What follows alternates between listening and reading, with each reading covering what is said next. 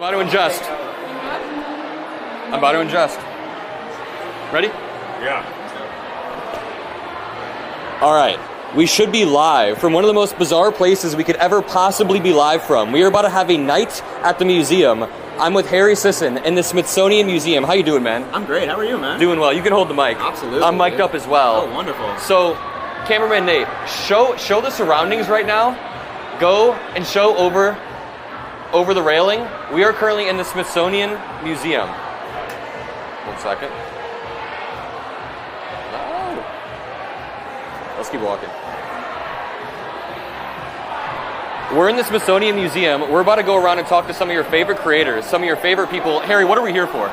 We're here for just like a little fun. Yeah. Just a little fun, you know, but obviously to push back on Donald Trump and the MAGA weirdos. That's, I think, the main goal. You want to explain the conference that we're here supporting? Yeah, so we're here at Trending Up. It's a conference of like liberal content creators, progressives who go online and make their voices heard. There are some people here who are really political, like Adam and myself. There's some people here who are not so political, and they're more like lifestyle creators, but they want to get involved because they see the insanity that's taking place. So we've talked to a lot of amazing people in the past couple of days, man. And it's really important that we get both the political and non-political creators, because the non-political creators act as a pipeline to politics. So when there's health creators, when there's like, I don't know, food creators, anybody, or dating creators. Like, I always say that every single young male in his life goes through some sort of heartbreak in some way, and when you start to go online and look everything up, it will immediately take you to Andrew Tate or to a Red Pill website. Right, exactly. I mean, we need our own creators to push back on like the Andrew Tate narrative that, oh, if you get your heart broken, it's, you know, it's the woman's fault. You got to blame the minorities in society or the people of color, whatever it might be. That's the kind of the right-wing pipeline you see online right now. And so a lot of people here are doing great work to push back and create our own pipeline to be like, hey, you know, it's actually cool to be a nice person. You know who's doing some great work? Olivia Juliana. Come here. First of all, introduce yourself to the stream. Hello, I'm Olivia Juliana. And what do you do? I'm a content creator. And where are we? We are in Washington, D.C. in the National Portrait Gallery. Isn't this like the most bizarre place we could possibly be streaming from? Very, very bizarre, but I have done a political event from a cattle auction before. Cattle auction? There are weirder circumstances to be in. That's so Texas. Yeehaw. That would be pretty fun. Dude, look at those booths. Let's show people what the Smithsonian has. Those are from 1901. Wait, 1981?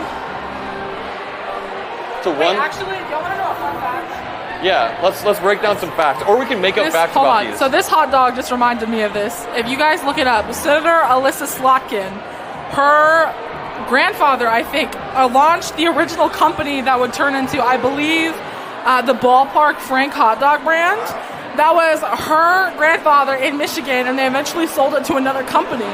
But if you go into Senator Slotkin's office, they have hot dog stuff everywhere because of that, because that's how her family started building foundations for all of the siblings and children and stuff to come. I don't know why I know that. I just know that. You want to hear something wild? Yes. When Ted Cruz was a child, when Ted Cruz was a young man, his father would always wear these boots. Every single day, his father would wear these boots to work.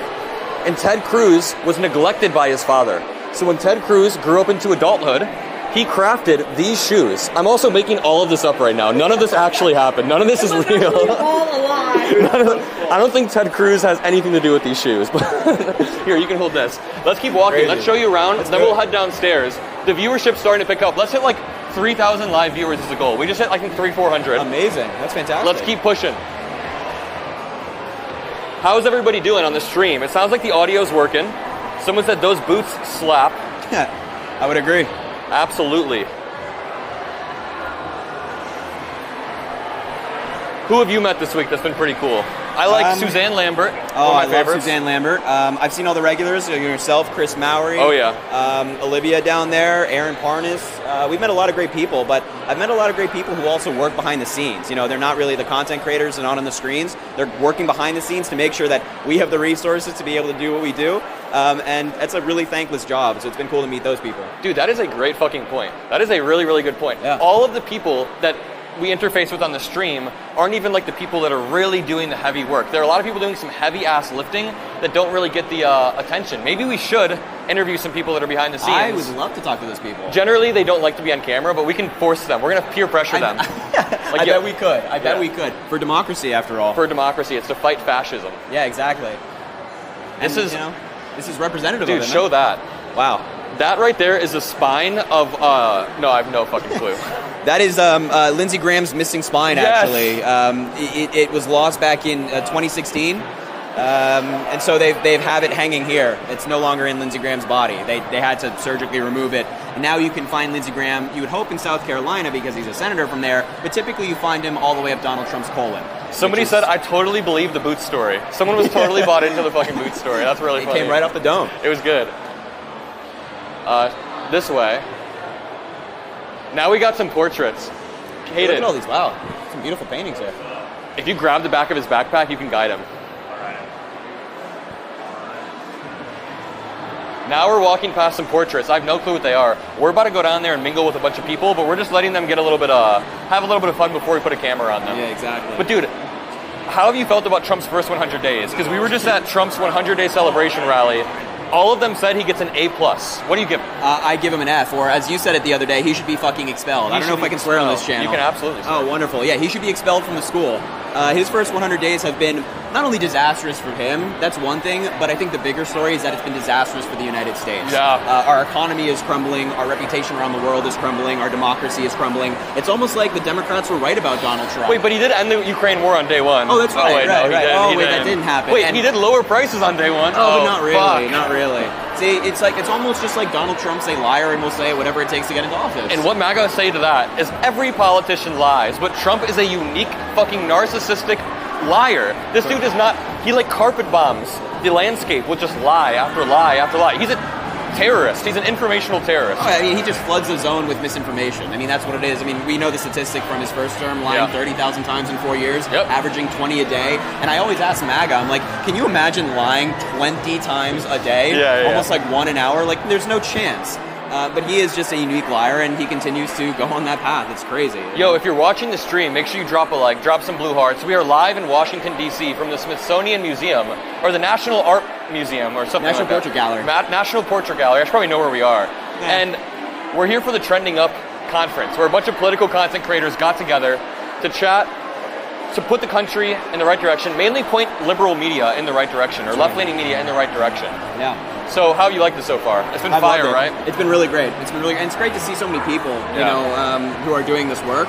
I think, like, you know, online it can feel, when you see Trump just pumping the zone with misinformation, you can feel like kind of isolated. You can feel like you're alone. But I think when we're here, we're talking to all these people who are doing this work. It's, you know, it's nice. It's nice to know there are people out there. It's really solid. Having a bunch of like-minded individuals from across the country all working towards the same goal at the end of the day is really, really nice. I do like it. No, and I think, like, the people we're talking to here are far more factual, passionate, and caring than our conservative counterparts on the Trump MAGA side. Like, you know, they'll just take money to lie and they'll spew Donald Trump's falsehoods. But these people, like, who are here, they actually care about the state of the country. It's inclusive. It's incredibly inclusive in like the most literal sense. I'm not talking about, like, I don't know, too inclusive. Everybody here is incredibly welcome, incredibly nice. It's awesome. It's a great vibe. Yeah, no, everybody's here they're incredibly positive. Like, I think there was a lot of sadness following Trump's inauguration. These people are fired up, ready to go. They want to get back to work and, you know, hopefully win the midterms in 2026. But that grieving is now pushing us, basically. That grieving 100%. from losing is now pushing us forward, it feels like. I know I'm more motivated than ever. I know you are too. Oh, yeah. You know? We're ripping it. Let's go downstairs. Let's do it. How goofy do you think we looked with, like, Hayden pulling cameraman Nate from behind? We did like 3 laps. Sophisticated production here, folks. It's solid. A budget of like $400. Yeah, that's right.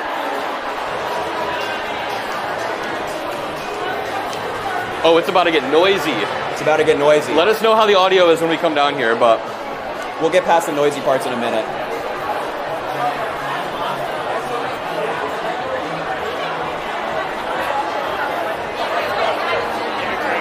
What's up? You want to chat with us? Yeah, absolutely. We're live streaming. Let's go over here. Perfect. All right.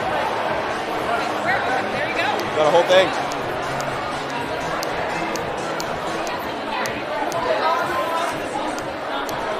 We're going to chat in front of this half-nude statue. Love it. You want to introduce yourself to the stream? Yeah.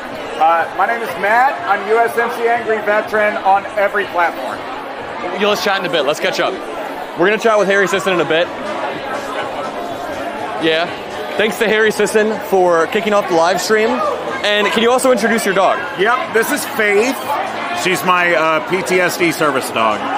Incredibly adorable. She's the best. A huge sweetheart. She is. Genuinely man's best friend. Oh yeah, 100%. So why are you here? What brought you to Trending Up? What's important to you? Community. Yeah? Being able to recognize that I'm not by myself out here doing this and build the relationships and the network and just the friendships and the relationships with everybody. Seeing a bunch of like-minded people getting together in the same room to work towards a similar goal is really solid, especially at such a grim time after we lost. 100%. So you're a veteran. Yes. Can you explain to me, first of all, thank you for your service. Secondly, how have you felt about the first 100 or so days about the Trump admin? How have they treated veterans? Horribly. This administration has fired more veterans than any other administration in history. I feel like as a veteran, we, as a service member, we take an oath to the Constitution to support and defend it against all enemies, foreign and domestic. And I feel every day that anybody in Congress is not speaking out against what's happening, they're in violation of that oath as well. Absolutely. Yeah. Trump is in violation of that oath. 100%. You know what's sickening? The dude who tried to coup the Capitol building, coup the country, then put his hand on the Bible. Well, he didn't actually put his hand on the Bible. He was supposed to. Yep. And said he was going to swear, or he swore an oath to the Constitution. Yep. It is disgusting. Yep. And let me just say, what's your message to veterans out there, or to people out there en masse who are feeling a little bit hopeless over the past few months? Every fascist regime has ended the same way.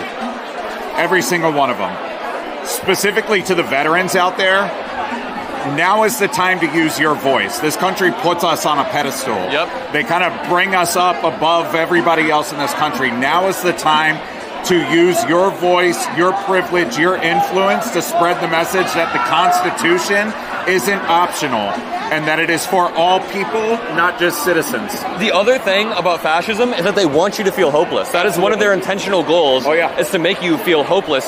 Can you hold this for 1 second? Oh, yeah. I'm just going to make sure that the live chat is going well. Okay. Yeah. Everyone's loving it. I'm making sure the audio is good. Yeah.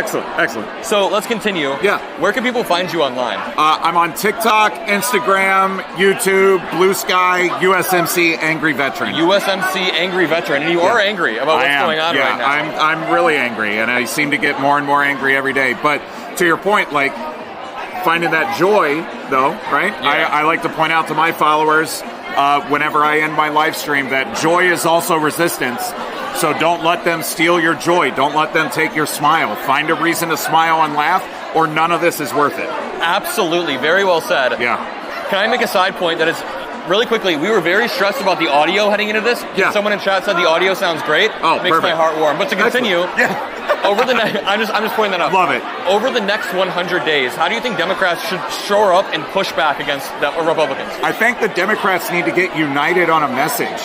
I get so disheartened by the current Democrat Party in Congress when I continue to see that they can't even unify in their voting against what's happening. We see Democrats breaking and going along with it and complying unnecessarily to bills and things that are designed to oppress and regress our nation. And I'd really like to see in the next 100 days just the Democrat Party come together and unify behind this message of democracy for everybody, justice for all. Not just democracy for the billionaires. Exactly. Not just justice for the poor people. Yes. But democracy and justice for everybody. all. And Democrats need to be a little bit more, I think, punchy. Yes. A little bit more, powerful with their message. Yeah. And I don't know how to say it. Concise and they need to...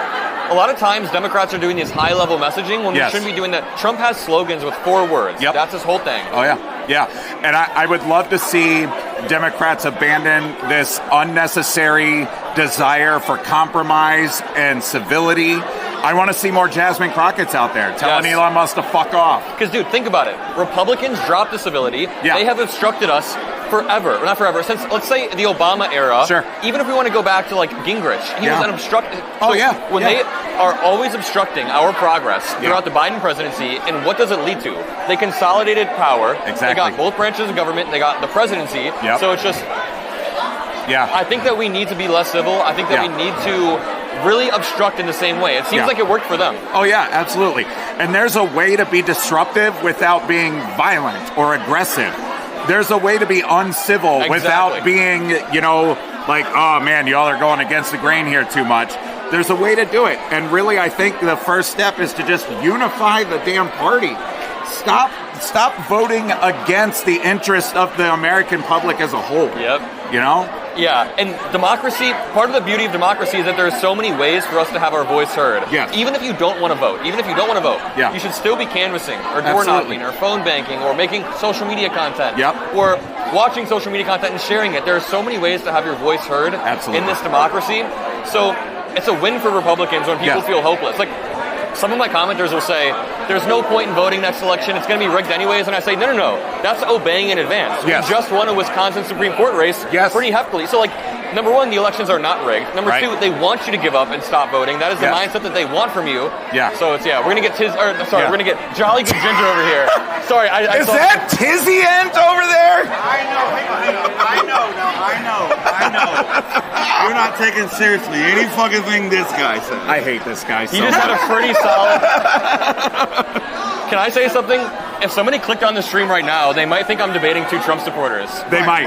We definitely give Also, up that vibe. But you're only debating one Trump supporter in your Oh, chat. No. Okay, It's a joke. Stop canceling No, but that's me, why I chat. love you guys. Really quickly, do you want to introduce yourself and your platforms? Yeah, I'm Jolly Good Ginger. If you don't follow me, I don't follow you either. It's a joke. No, I do social political content. I'm Republican coded, much like Matt here. Yeah. And you'll hear us giving each other shit. We're both veterans.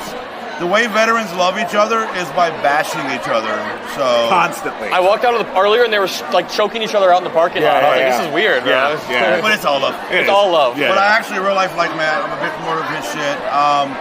And I think, and you can, maybe agree or not agree, but being in the military and traveling the world and getting outside my bubble, my little hometown I grew up in, let me realize that a lot of the conservative ideas that have been pounded in my brain, maybe that wasn't it. Can you explain how?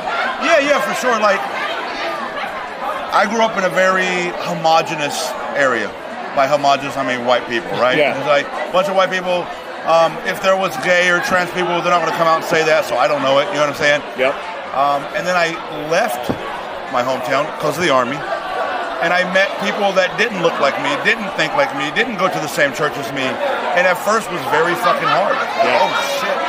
But then I realized, hey, the things I was taught denies these people rights, and that's not cool. And so the deconstruction process began, Dude, that's why exposure and representation is so good. Like, imagine a gay person who's their whole life been suppressed. Their family tells them, don't be gay, never do this. And they watch a Netflix show, for example, and they finally see some sort of representation. Or, for example, you guys know Noah? This is a mic on? I'm mic'd up. Yeah. You guys know the small I know dude? what I'm doing. The small dude Noah? Yeah. I was talking to him once, and he was telling me. Oh, at the DNC. Yeah.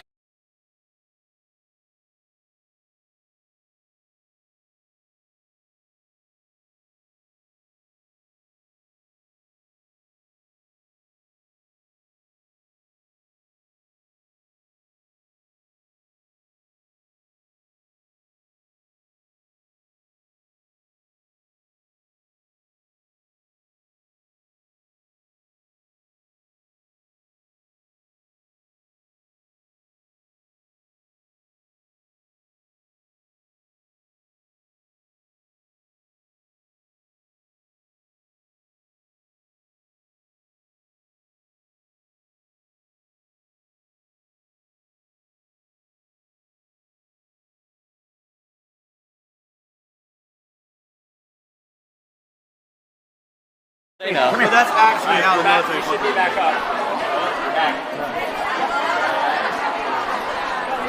Any second now.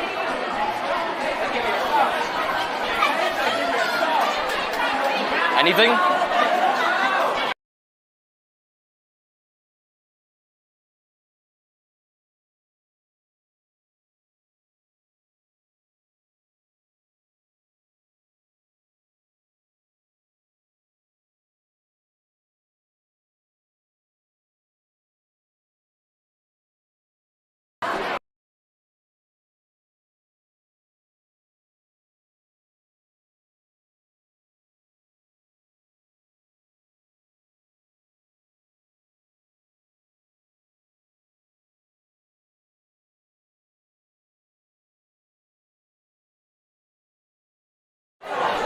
But that propaganda machine is influential, right? It is very invasive. So I believe this shit. Yeah. So much so that you joined the military. Right. Yeah. I go overseas. My first deployment is to Afghanistan. And I always tell this story. Our first convoy north of Kandahar, we pull into a little, right outside of a village. And this village of Afghanistan people come out with this huge tray of food for us. We have literally just invaded their country. Right. And they came out with food. And they brought us food and gave it to us. By the way, you're rolling up. I want everybody who hasn't been in the military before to imagine this scene. You're rolling up in armored vehicles. Yes. You're wearing full kit. Right. You got your weapon slung over your shoulder. Yep. And they still welcome you. Yeah. And they did without hesitation. Like their instinct was to care and not to push away or, distance themselves. They wanted to bring us into the situation. And that just completely radicalized my ideas and my thoughts on that. I've been thinking about everybody I've been lied to my whole life. Exposure is incredibly real. Yeah. For some personal stuff, my dad is Syrian. My grandpa moved from Syria in the late 80s. So my dad, first of all, he's watched the Syrian civil war break out over the past decade. He's been heartbroken. But in a post-9/11 era, when my grandma or my great-grandma would wear a hijab in America, there was a lot of hate. It was like a lot of fucking hate. Yes. Right after 9/11, obviously, I don't have to tell you guys, you lived through it. But I think it's, number one, that goes back to representation being important. But what you guys are doing is incredibly important. Giving a voice to people, giving a voice to veterans who have had their lives shaped by their lived experience, what I think is really powerful. Yeah. I think it's also important, you hear a lot about white privilege. Accepting white privilege is not something that should be, you shouldn't get a pat on the back because you accept your white privilege. Yes. It's when you take your privilege and use it for power. Yeah. You still shouldn't get a pat on the back, I don't mean that, but accepting it is literally the bare fucking minimum. Exactly. Doing something with your privilege. Yes. I got so many DMs, and probably you do too, where white people are like, you know what? I've been feeling some kind of way, didn't know how to channel it, didn't know what to say. Watching your content made me go confront my uncle. Yep. Made me go confront my dad, my mom, my aunt, my cousin, my coworker. Yeah. And so I think there's something powerful when you talk about representation, Adam, of just being a representation for our own community to be like, hey, the bigotry's happening. Yep. Right. So let's just call it out and not be afraid to. Yep. Using our white privilege. You know how I've been to all these Trump rallies? Yeah. Something that's always going through my head is obviously this is easy for me and they like me because of my skin color and because I'm a young white male, right? Yep. Another person, if a black dude tried to go to these same rallies, I don't know if it would work. I think they would be complete assholes, the Trump supporters. So using your white privilege for good, I think, is really important. Yeah. And really quickly, just to take a step back, we are currently live. A lot of people are asking me, where the hell are we? We are in the Smithsonian Museum, or one version of it, the Portrait Museum in Washington, D.C. Do you guys want to explain the conference that we're here for? Go ahead. Yeah, sure. This is a second annual conference of content creators. Hey, hang on. Oh, yeah, mine is right there. You're a content creator. Get the shirt. Oh, my God. This guy. What do you do for a living, bro? I can't. This is the second annual conference of content creators. I'm going to say something just briefly. The right has created this pipeline of, how to get people to suck into that alt-right social media void of the internet. And I think conferences like this, where we get progressive creators together and figure out how to do that on the left, is going to be how we de-radicalize our population. So people keep asking in the chat, where can they find you guys? Shoot yourself out. Shout yourself out. Right now, if you're in DC, you can find me at 13. I'm just kidding. No. So on all platforms, I'm Jolly Good Ginger. All right. JOLLY Good Ginger. On all platforms, TikTok, Instagram, everything. Yeah. All platforms. USMC Angry Veteran. Across everything. Absolutely. Thank you guys so much for talking. Before I go, I just want you to know, this guy's an asshole. Don't follow me. They hate each other. Let's talk more later. We're going to be going around for a bit. Adam, I appreciate you. I really enjoy talking. Yeah. We're going to have some more guests in 1 second, but one more time, we are currently live from the Smithsonian Museum in Washington, D.C. We're here for a creator conference where a bunch of creators are getting together to chat, to push the party in the right direction. We have some more people coming to chat. You know what? I just want to say thank you all. Everybody who's watching, make sure you drop a like. Make sure you drop some blue hearts. We have some more guests coming in just 1 second. But let me tell you guys about the past few days. I flew into DC 2 days ago. immediately talked to a bunch of creators, immediately had a great time. Since then, we've had a lot of deep conversations about where we think media is going, where we think the Democratic Party's going, how we can push it in a certain direction. And I definitely, hop on. We're currently live. Come here. Yeah. I was coming to hijack your live. Both of you. No. It's his community. No, you're coming right now. Who am I here with? What's up, y'all?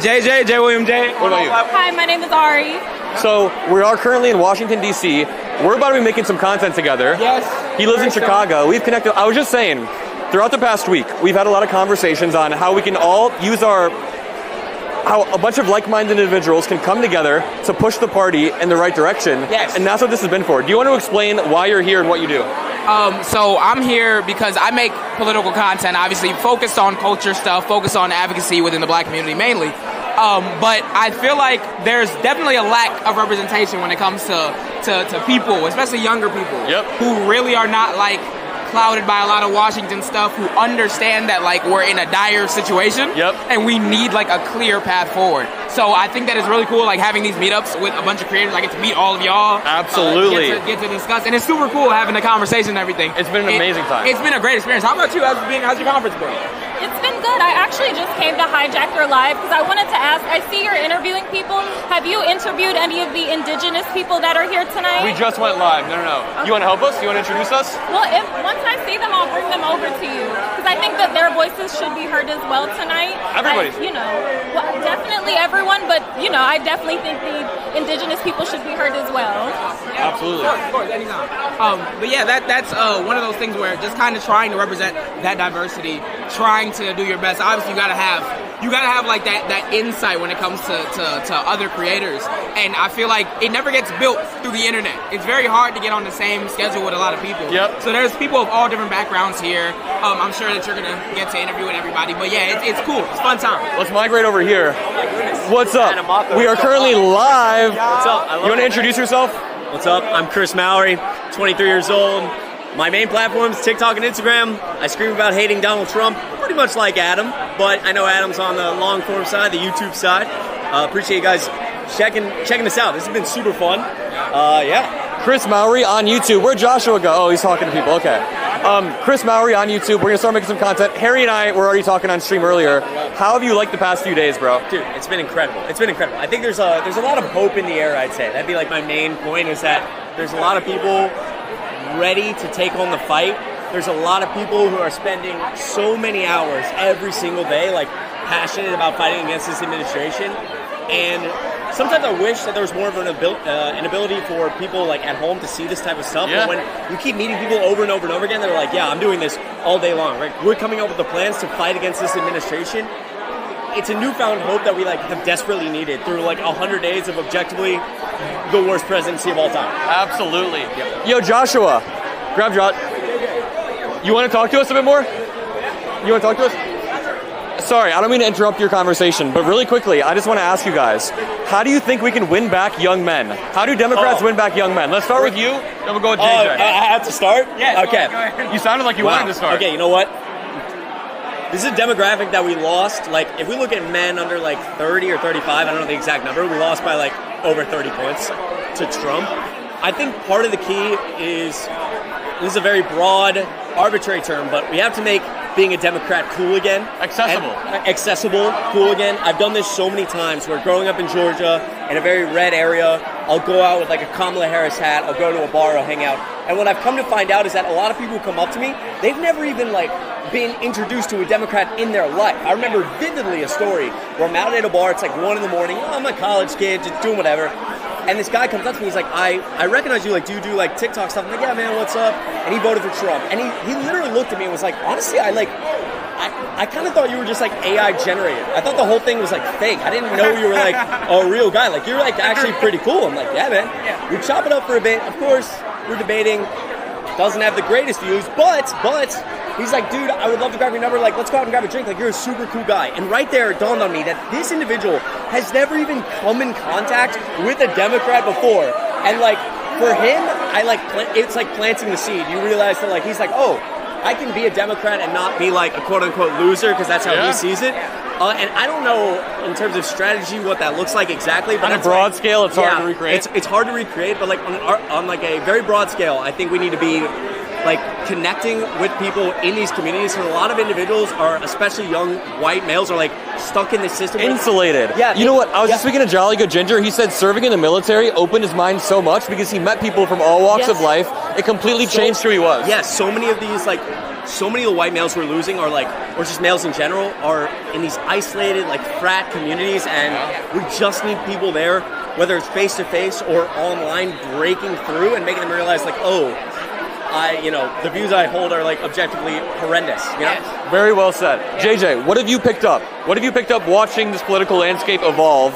Why do you think we're losing men? What can we do to gain them back? I think one of the things that I really want to see focused on when it comes to getting men back, because this also is an issue that's stratified based on class, race, all types of stuff.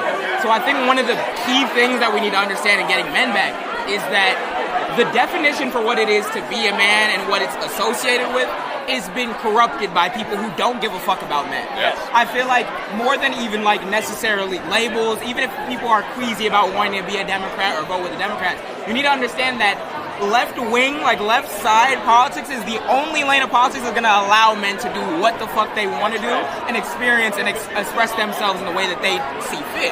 I feel like there's a lot of rigid stuff that's still set up, and a lot of people, especially a lot of white men, get set into those things. You get your path kind of laid out before you. So you're kind of living up to a lot of these things that don't make you happy, but you're doing it because you think it makes you more manly.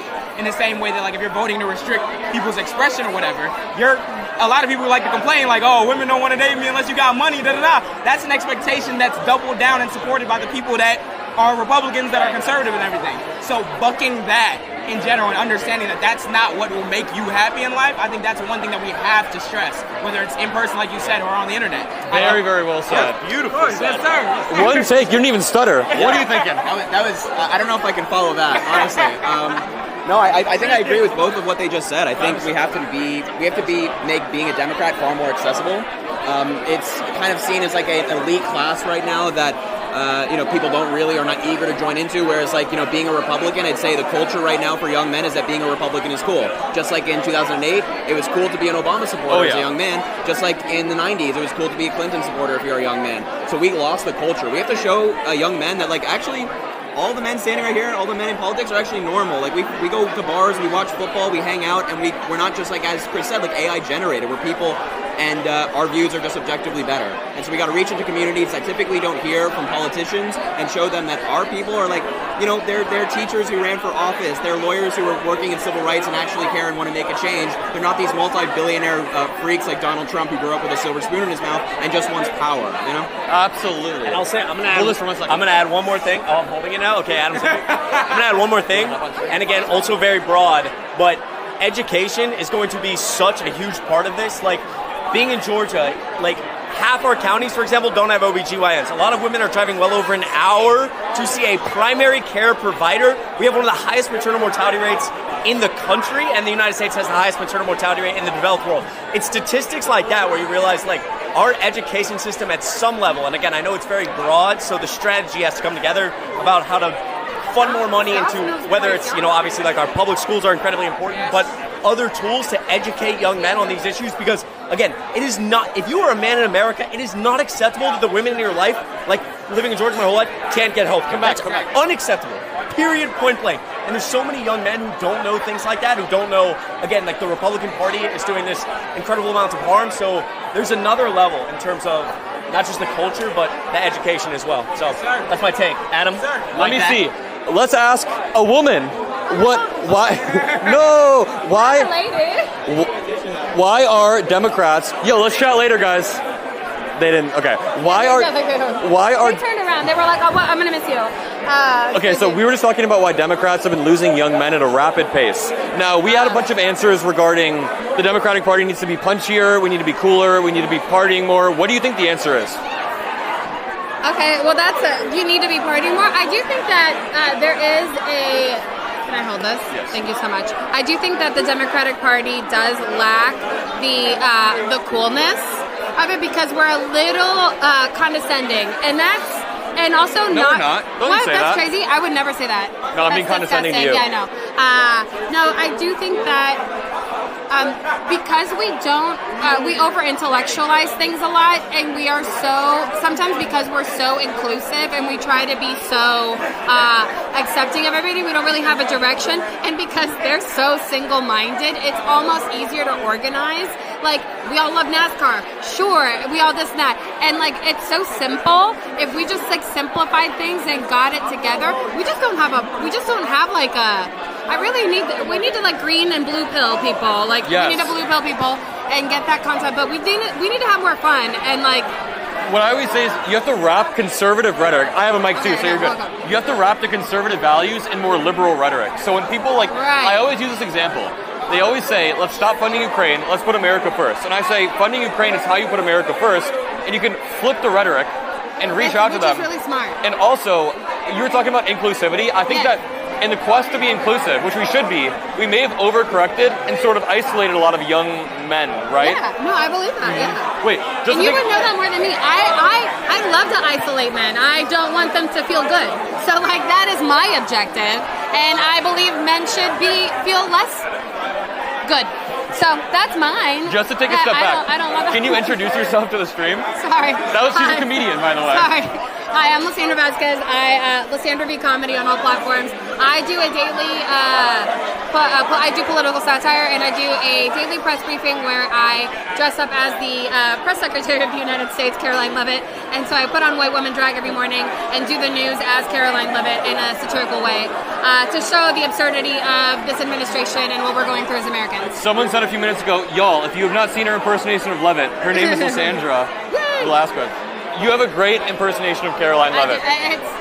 Wait, let's do a bit. Okay. I feel like I'm going to accidentally red pill myself, and that is my greatest fear. Okay, let's do a bit. Tomorrow, Trump has like a Joe Biden moment where he's like completely just has a brain fart. Yeah. What does Caroline Leavitt say after Trump? Let me think of a hypothetical. No, back up. Trump orders an annexation of Canada. He lines troops up on the Canadian borders. Troops are lined up. What does Caroline Leavitt say in her press conference? America first. And that's what people overwhelmingly voted for President Trump for, was to protect America. And Canada has always been our enemy. Do you know that we give them so much money? They do. They take all of our money, and Joe Biden was actually the one that took it. So that's what it is. That's Caroline Leavitt. Yeah. And Kilmar, Obrego, Emilio Estevez is in charge of MS-13 with Joe Biden. So that's what it is. Someone said scary good. Scary good. You should see her when she has her blonde wig on. When I have my white woman drag on, it's going to be You want to come chat? Yeah. Introduce yourself to the stream. Hi, I'm Lauren. What do you do? I do a lot of things. I yell at people in LA on city council, and I'm a creator and chief marketing officer. So we were just talking about young men being pushed away from the Democratic Party, but let's take a step back. We're all here for trending up. Can you explain why you think these conferences are important? Why is it important to get a bunch of like-minded people in one place? Well, I think what the right has is community.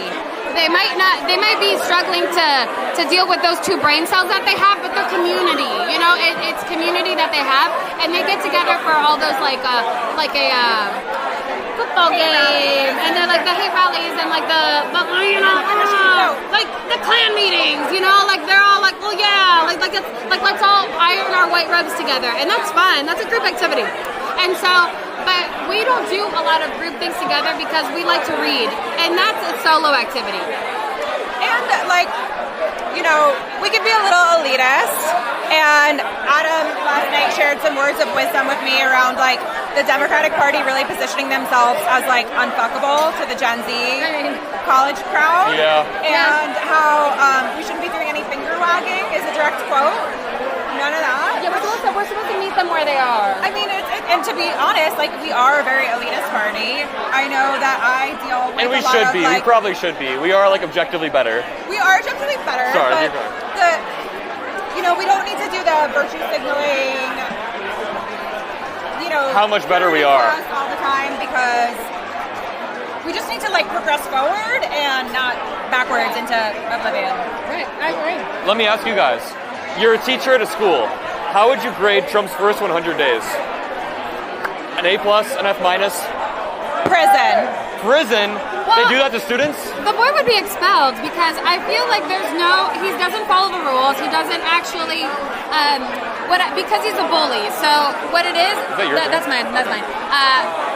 I would say that he would have been in ISS so much, because one of the things that some of the people brought up today was that we are spending so much time reacting because we're in just constantly over compensating for all of the actions that they're constantly taking, and that's where I would be like, you're out of here. As my student, I would have to. He'd be the problem student. Expel that dude. He's put our nervous system through a garbage disposal, and it's just he would be unmanageable if I was his teacher. If I was in elementary school getting sent to the principals and sent home for spaghetti straps, Trump prison. I stand by prison. I got detention for my shorts being 1 inch too short. If Trump got detention, he would say the teachers are targeting him, the whole system's out to get him.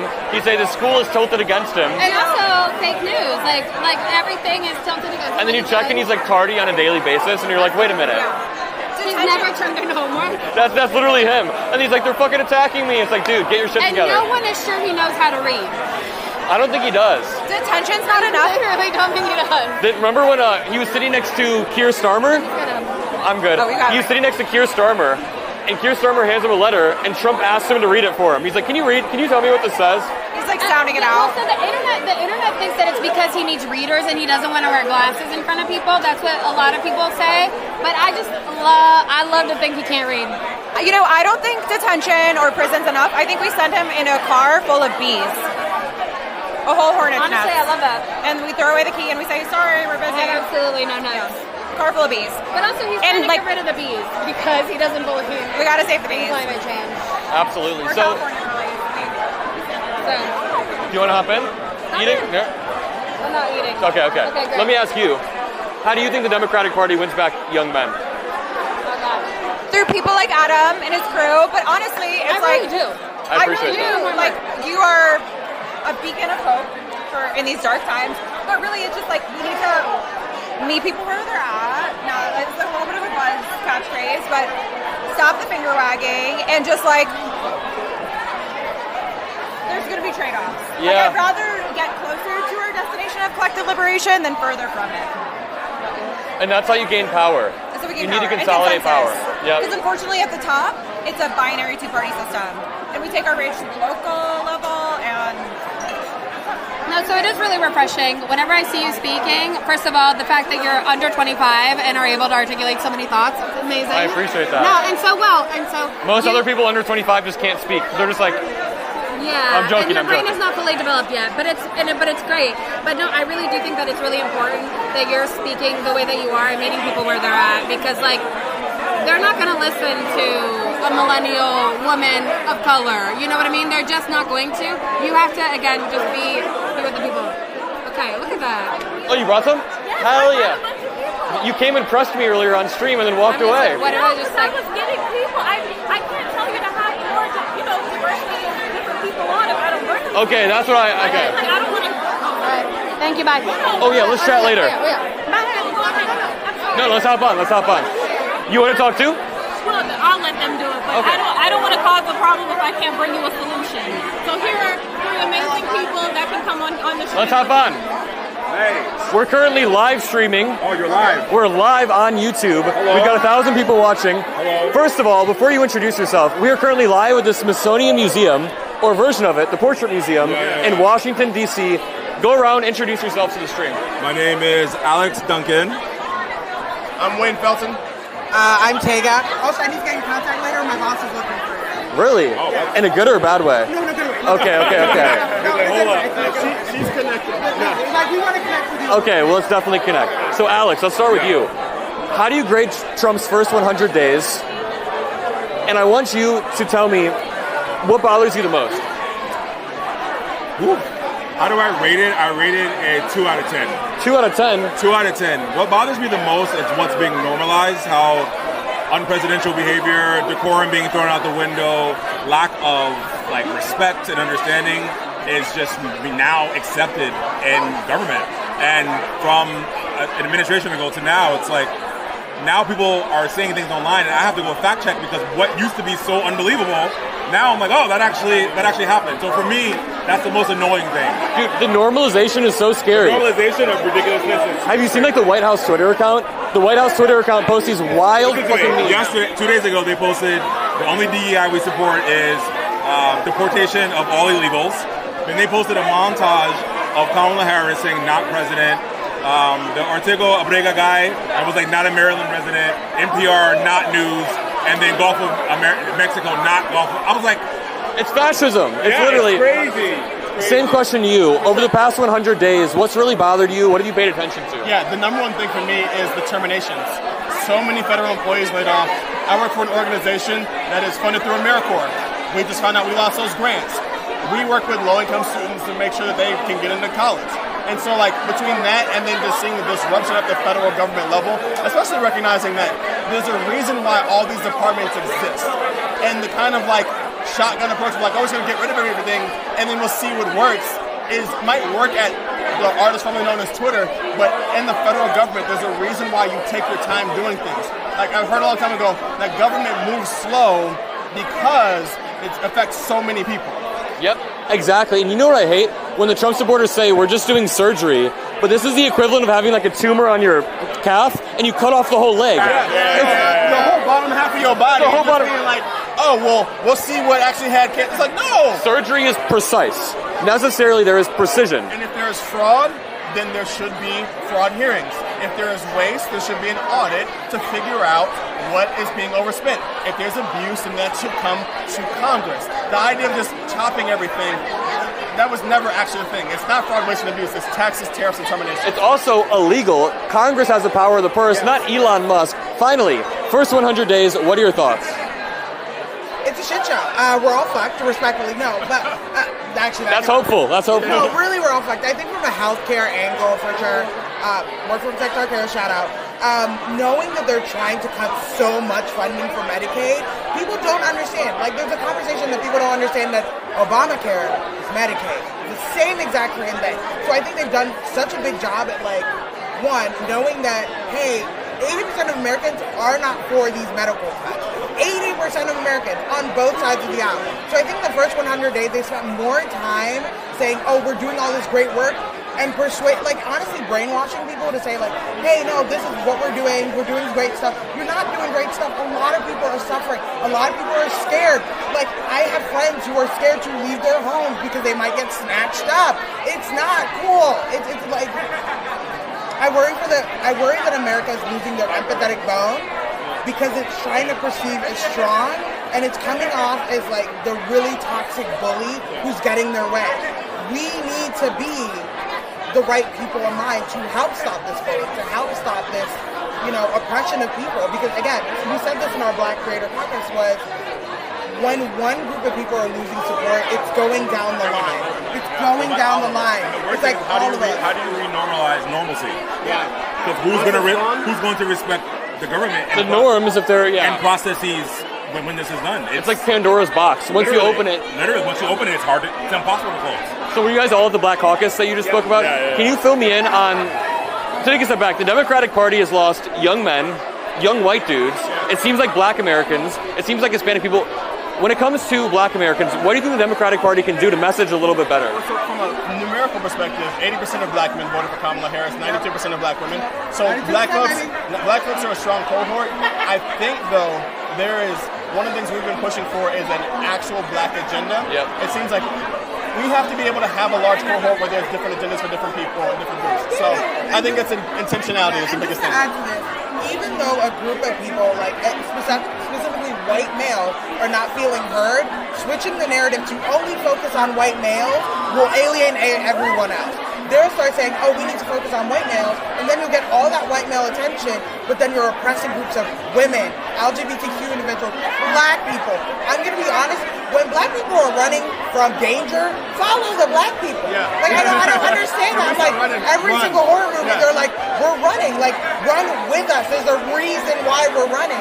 So I think in this case, if we're telling you, like, yes, they need a new way to strategize and focus up, it's really important. I think someone made this point is, we don't need a Democratic version of Turning Point. We need to create our own avenues, our own channels, our own streams to reach these people.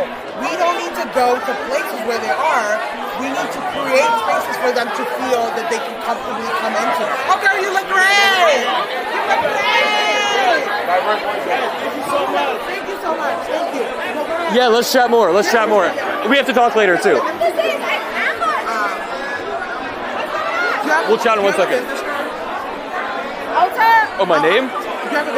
Not on me, but we'll chat in a little bit. We'll chat in a little bit. I'm officially now his producer. Literally, You're very welcome. my producer on the field. You're welcome. Thank you so much. Okay. Only white people on your podcast? Wow. That's not at all.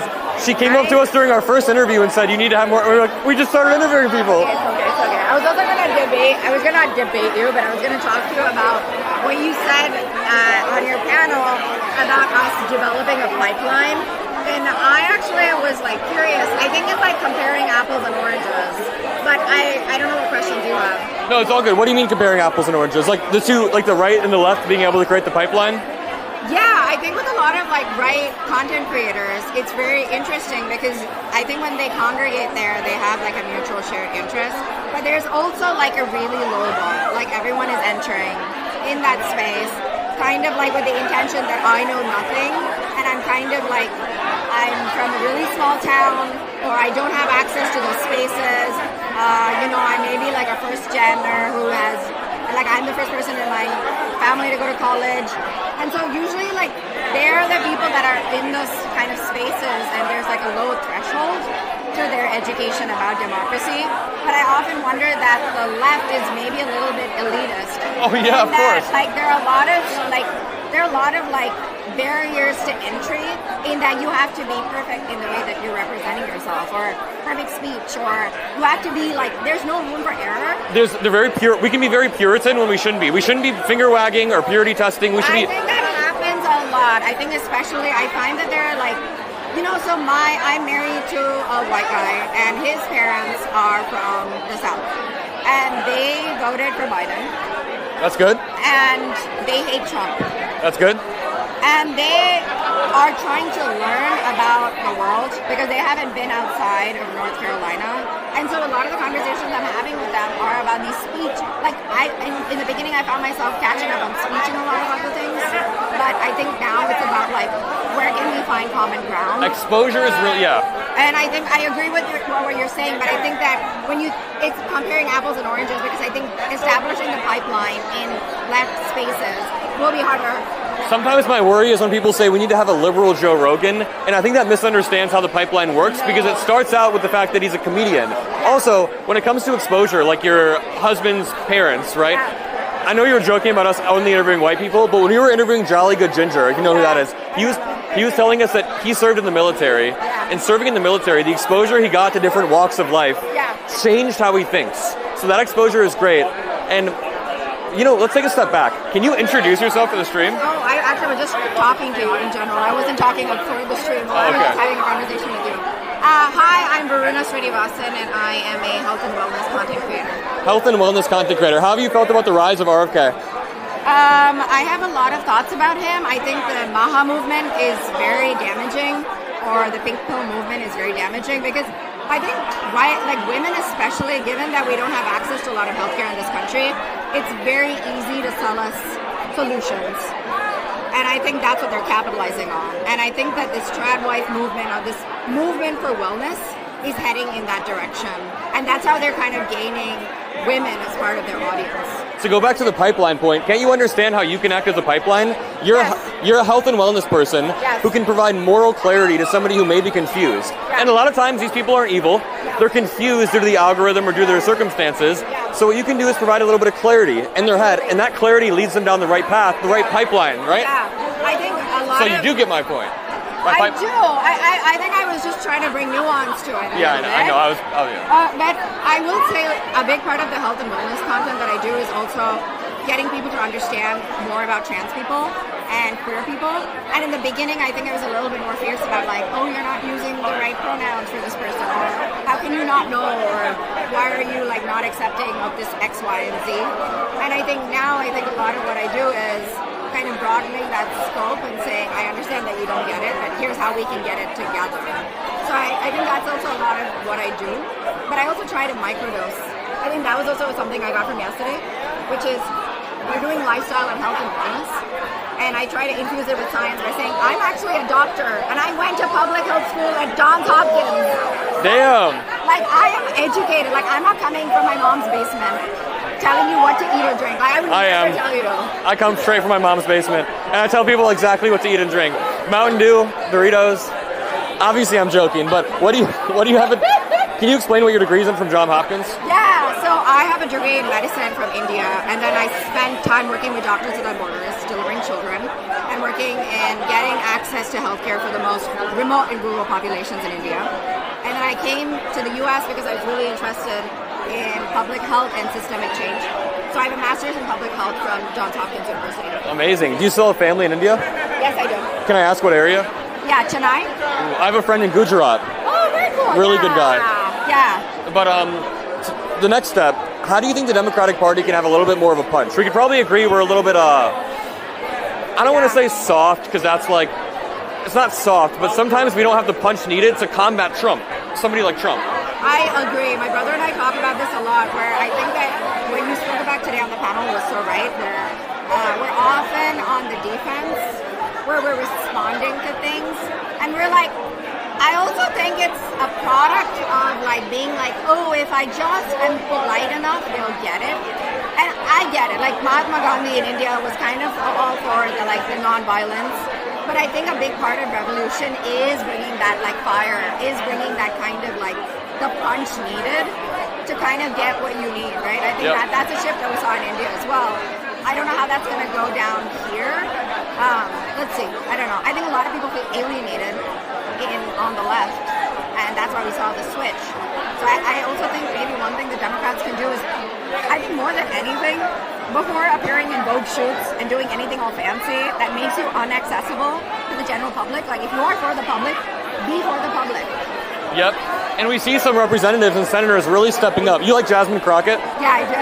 She's the best. Genuinely the best. I love AOC lately. And then Justin Jacob also. I think Justin, he's from Nashville, is doing some amazing work advocating for environmental racism that's happening due to Elon Musk's AI data centers that they're opening up, I think, in Memphis, and how that's taking resources away from the community. It's not being covered by local outlets, but he's doing the work. Finally, I just want to ask you, number one, what issue is most important to you right now, and then where can people find you? So I would say access to abortion. I worked with Planned Parenthood when Roe v. Wade was overturned, which was the worst year of our lives. Slowly after that, we saw how abortion was taken away. So you can find me at Dr. DrVarunasrinivasan, Dr. Varuna Srinivasan. I talk a lot about sex education. It's definitely more health-focused and education-focused than it is political. And I teach you how to talk to your doctor, how to advocate for yourself, what to eat to be healthy. So you can find me there. Well, it was great chatting with you. We can debate more about the pipeline, and I really like your outfit. It's really solid. It's great. We'll chat more. Hop on. You guys want to chat? I'm leaving. You're leaving? You want to chat for a second? What's up? You want to introduce yourself really quickly? Hello, my name is Keith Edwards. Wait a second. And this is Cameron Kasky. And I'm Cameron Kasky. I'm one of the legal experts at the Midas Touch. He's the top legal expert. He runs Alien Super Show, actually. Yes, no, I'm the host of a podcast with a 42-year-old gay former Jeb Bush staffer. You should all listen to it. What's it called? It's called FY Pod. He's talking about Tim Miller. He runs a podcast with Tim Miller. Really clever dude. And you guys know Keith Edwards. I'm sure everyone in chat knows Keith Edwards. Hi, Chad. Good to see you. I know you're about to leave. I won't hold you for long. I just want to ask you really quickly, how have you liked this conference? What do you think we're all working towards? You're too energetic right now, dude. We've been up since fucking 8 a.m. You need to relax. I know. We're on camera, so I gotta be on. Dude, you're killing it. What was the question? That was me on the panel earlier. I was like, what did you just ask me? Adam was on a panel today, and the ADHD kid inside of me felt for him because there was a lot. But you know what? There's a degree to which it's also the moderator's job to make sure everybody stays on topic. So I fault nobody here. But to be fair, we stayed up till 3 a.m. not drinking or anything, and then the next day, no, Yeah, okay, but a little bit. And then the next day, on the panel, it really started to manifest. But what were you about to say? We're having a great time at the Trending Up conference. It's basically like prom for all the people you see online where you say, oh, I agree with what they're saying politically, but they seem like they would be fucking annoying in person. This is an entire gathering of that person. It's liberal prom, basically. And who's the prom queen here? I don't know. Cameron. Keith Edwards. Keith Edwards. Keith, how have you liked it the past few days? It's awesome. It's so nice to be around people who understand what it means to not get a lot of likes on a post. You get a lot of likes, though. And the thing is, when you get a bunch of like-minded individuals in one place all working towards a common goal, it really does feel energizing. Now, I'm also energized because I'm on stream. I'm trying to. But also, I love being with everybody. Let me ask you guys, why do you think the Democratic Party has lost young men? We talked a little bit about this. Because dudes like me and you are talking to them. The party's lost young men because the party has failed to reach out to those young men and say, you know, I know you feel left out. I know you feel like steps that are being taken towards progression for women and minorities are being taken at our expense. The right is out here saying, hey, young men who feel disaffected, come play with us. We're gonna convince you that all of these things you're missing from life are everybody else's fault, not yours. And it's very sad to see, and we need more people to step up. And Keith, I'd love to hear what you have to say about it. As a white man who has been online for longer than I'd like to admit, I can tell you that I am constantly reminded that I am a white man who is online, and I think we have to move beyond this point of like attacking people based on their race or gender, no matter who it is. And I think there's a lot of men who are disaffected, especially from internet spaces, because their gender is used as like a weapon against them when they haven't done anything wrong. Basically, we white men have it so bad. We have it so bad. It is funny to hear Keith call himself a white man while he is dressed entirely in white. He is, literally, by every definition, a white man. Yeah. But no, I agree. In the quest for inclusiveness, sometimes it feels like you can overcorrect a little bit and veer back into not being inclusive. And I think we've seen that in a lot of cases. Now, the thing is, white men have disproportionately held a lot of power throughout history. So there needs to be that correction. Like certain white men. Yeah. Not a lot, but that's the problem, is like saying that as a generalization is part of the problem is part of the reason why so many men and white men are disaffected from the Republican Party. So it's about the way we communicate these messages. Yeah, because it's like it's rich white men who have had a lot of power in this country. But my dad, who doesn't have a college degree and who doesn't even own his home. We're live streaming right now. You want to hop on? We're live streaming. Do you want to hop in? Have a great night, guys. Yo, let's chat later. Bye. Don't cancel me. Bye. See you, bro. They ran away because I came in. No, they were just. We were. Really quickly, you want to introduce yourself to the stream? I'm Cheryl Lazar, and I run What's Trending. We are very early in the live streaming, so this is really cool. Yeah. I've been hearing a lot of cool stuff that you're doing. I really appreciate it. I'm impressed. That means more than you know. Do you live in D.C.? No, I live in LA. Interesting. So when did you fly out? My schedule. I go to New York tomorrow, and then I go back Sunday to LA. Where Damn. Chicago. Okay, amazing. I fly back tomorrow as well. Are you sad? Sort of, but it'll be nice to get back to work in the studio. You know, I can only be social for so many days in a row. I mean, you seem pretty social. Are you an introvert or extrovert? You know, it's really odd. I'm an introvert like most of the time, but when I'm in a situation like this, I get a lot of energy from being with people. You know what I mean? Yeah. Oh, sorry. I was just trying to I was holding too many things. Yeah, I hear you guys create so much content. Do you have a big team? I feel like I'm interviewing you. No, I'm just very curious. Yeah, turn it on me. So Midas Touch, part of the operation that's cool is it's a really lean, mean team. Yeah. Midas has 3 editors, and they do a full-time media network. And then I am building my own separate operation with them, sort of, like tangentially. And I have a small team as well, just 1 editor. I'm about to hire a producer. So yeah, let me really quickly introduce. So you already introduced yourself. What do you specialize in? Why are you here? What do you do? I've been creating content around what's trending on social media. My company since 2011. I've been in the creator space for over 15 years. I was in diapers in 2011, basically. Probably, and that's okay. We grow up together, you know. I'm the elder, the wise elder. But yeah, I was really early in the creator space, and I was one of the first bloggers at CBS News covering digital culture. So a lot of what I cover is emerging tech, AI, creator economy trends. And My company is like news and pop culture. And then I'm working a lot on mental health advocacy for creators. So I launched something today. Oh, can I show you? Yeah, let's see it. Show us all. This is our live content. What did you launch today? It's called Creator Care. It's discounted therapy services for creators. Sliding scale therapy starting in California and rolling out nationwide. Show them the QR code. If it's up and working. It does work. Okay, you good. can go to creatorcare.co. If you're in California, then you can apply, get a 15-minute consultation. 15-minute free, sorry. And basically we connect you with a therapist for you. If you don't like it, you can get another one. But yeah, we provide all different types of therapy with licensed professionals and associates. It's really important because creators are burnt out. We work alone. There's a lot going on. I mean, how's your mental health? It's okay. But not even joking, the Trump administration can tank someone's mental health. Yes, it's the world around us. It's the fact that we're all on social media. It's all a setup for disaster. And as these services get pulled and they're less accessible, as we know here in the U.S., barely have access to good, accessible health insurance, let alone mental health services. We need to rely on companies and individuals to step it up.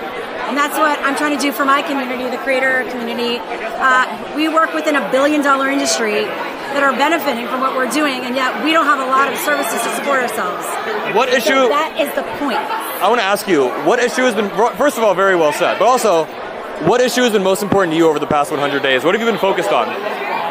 Well, trying to do my part. I mean, I think that as things seem very chaotic and actually like democracy and laws and regulations are seemingly falling apart and rights being taken away. So it's like, again, taking action, but then it's also individual actions and what you can do in your life with your individual decisions within your community, locally as well. And trying not to lose hope and having faith. But that comes from like whatever ideas or things that you're passionate about, try to use that as a way to make things happen in your life. Because if you just stay freaking out, it's going to impact your mental health, and the gift that you have that you need to bring to the world will never happen. Your true calling. So that's what I'm just trying to motivate people and doing what I love and inspiring other people to do it. I'm motivated after listening to this. Where can people find you?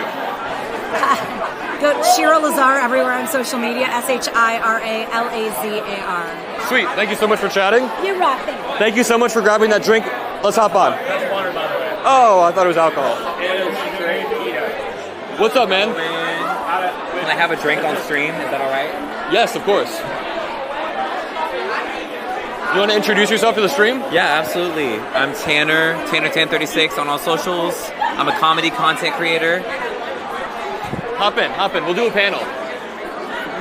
Introduce yourself as well. Hi. Thank you. The work of a black woman. I have produced his show for the third time tonight. You're welcome. Thank you so much. Let's chat. Hey Adam, my name is Mariana Castro. I am the leading director for Trending Up this year. I'm also Dr. Stephen and a content creator, so thank you for being here. Thank you for putting this all together. You guys know each other? No. Just in passing, Tanner. Oh. Yeah. Yes, Tanner. No, Look at me. Because you got that shit on all week. You're with Holly, right? Yeah. Okay. Your application caught my eye first. Give us 1 second. Hey, thank you. Okay, let's start here. Yes. Over the past 100 days, how would you grade the Trump presidency and what issues are most important to you? Let's start with you. So I am undocumented, so that one's pretty easy. It's immigration. I have DACA, which is something that Trump has tried to revoke in his previous administration. That's obviously top of mind. And everything else that's going on. So for example, like I bought tickets, I'm sure you know Bad Bunny. Yes, okay. He's having a tour in Puerto Rico. I bought tickets, right? And then they started robbing people at the Puerto Rico airport. And so now I'm like, ooh, I would love to continue, because my boyfriend's Puerto Rican, like he grew up, he was raised in Puerto Rico, he got the tickets, he's Puerto Rican. It's too risky though.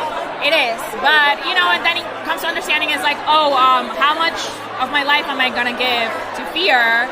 So we're figuring out, obviously the tickets were bought before. I find the whole Kilmar Armando Abrego case to be absolutely terrifying. The fact that you can remove due process from somebody, and then after they're gone, you can justify never bringing them back by saying we don't have the jurisdiction.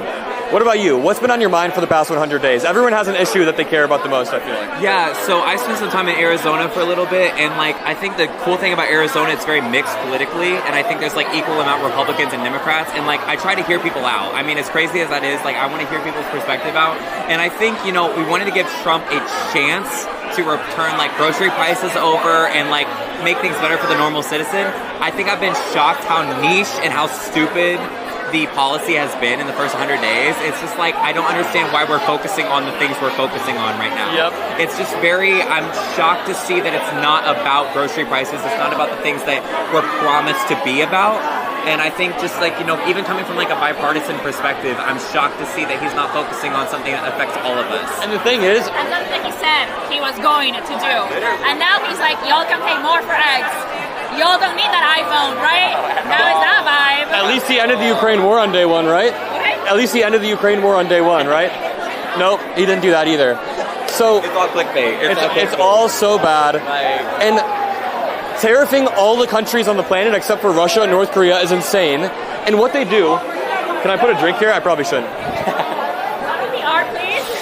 Let's just spill our drinks all over the art. $1 piece of art. Okay, so what they're very good at doing, Republicans, is distracting. I think all they do is distract away from the real issues. So when we see them posting on social media these crazy memes, that distracts away from the grocery prices, from immigration. How do you think the Democratic Party can message in a little bit of a stronger way? Because we lack a punch lately.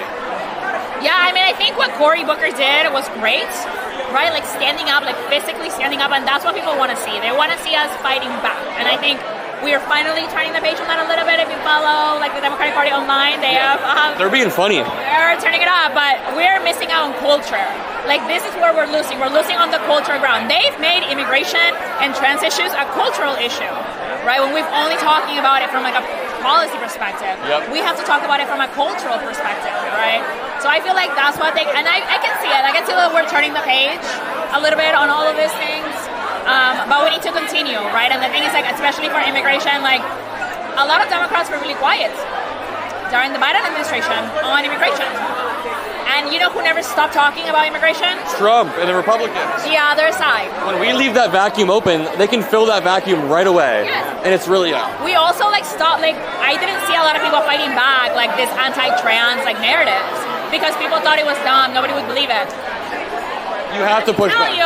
Let me tell you, the guy lost my virginity too. I don't know where this is going, but he literally was a Democrat.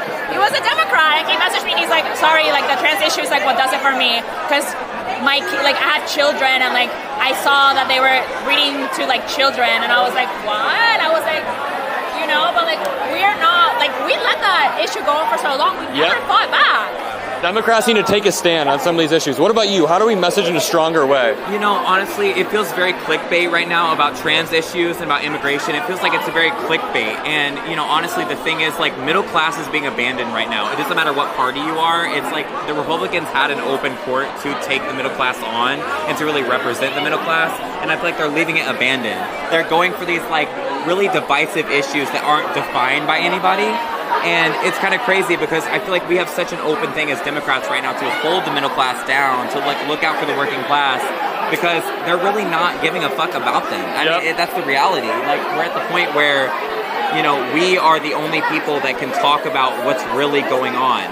Sure, we're coming at it from a critique perspective, and we're coming at it from like a very like anti-Trump perspective, but it's like, let's talk about the reality of grocery prices. Let's talk about the reality of school. Let's talk about the reality of like student loans. Like, there is a lot of issues coming on right now that we're so busy talking about trans rhetoric and these things that really don't apply to the average American. We take their bait too, Yeah, absolutely. And I think it doesn't matter what party you're in. It's like we're not focusing on the actual issues about like what it's like living in America. I mean, really, it's like we shouldn't be looking at other countries and saying, wow, healthcare is easier there, housing's easier there. It's like we are literally in a better situation to move out of country right now than we are staying here, and that's what you're saying. Yep, I think sometimes Democrats can get too caught up in some high-level arguments. Like, I saw a Democratic politician making the argument that the tariffs push away allies and to such a degree, and I make this argument too, that like the whole world order will be weakened and blah, blah, blah. But it's like people don't care about the world order. They care about their pockets on a day-to-day basis. They care about grocery prices, gas prices. So when Democrats are out there, I'm also guilty of making these, and we're saying all these countries will hate us, Yes, but what does that actually mean for the average person? I think that's how you get to it. And where can people find you online?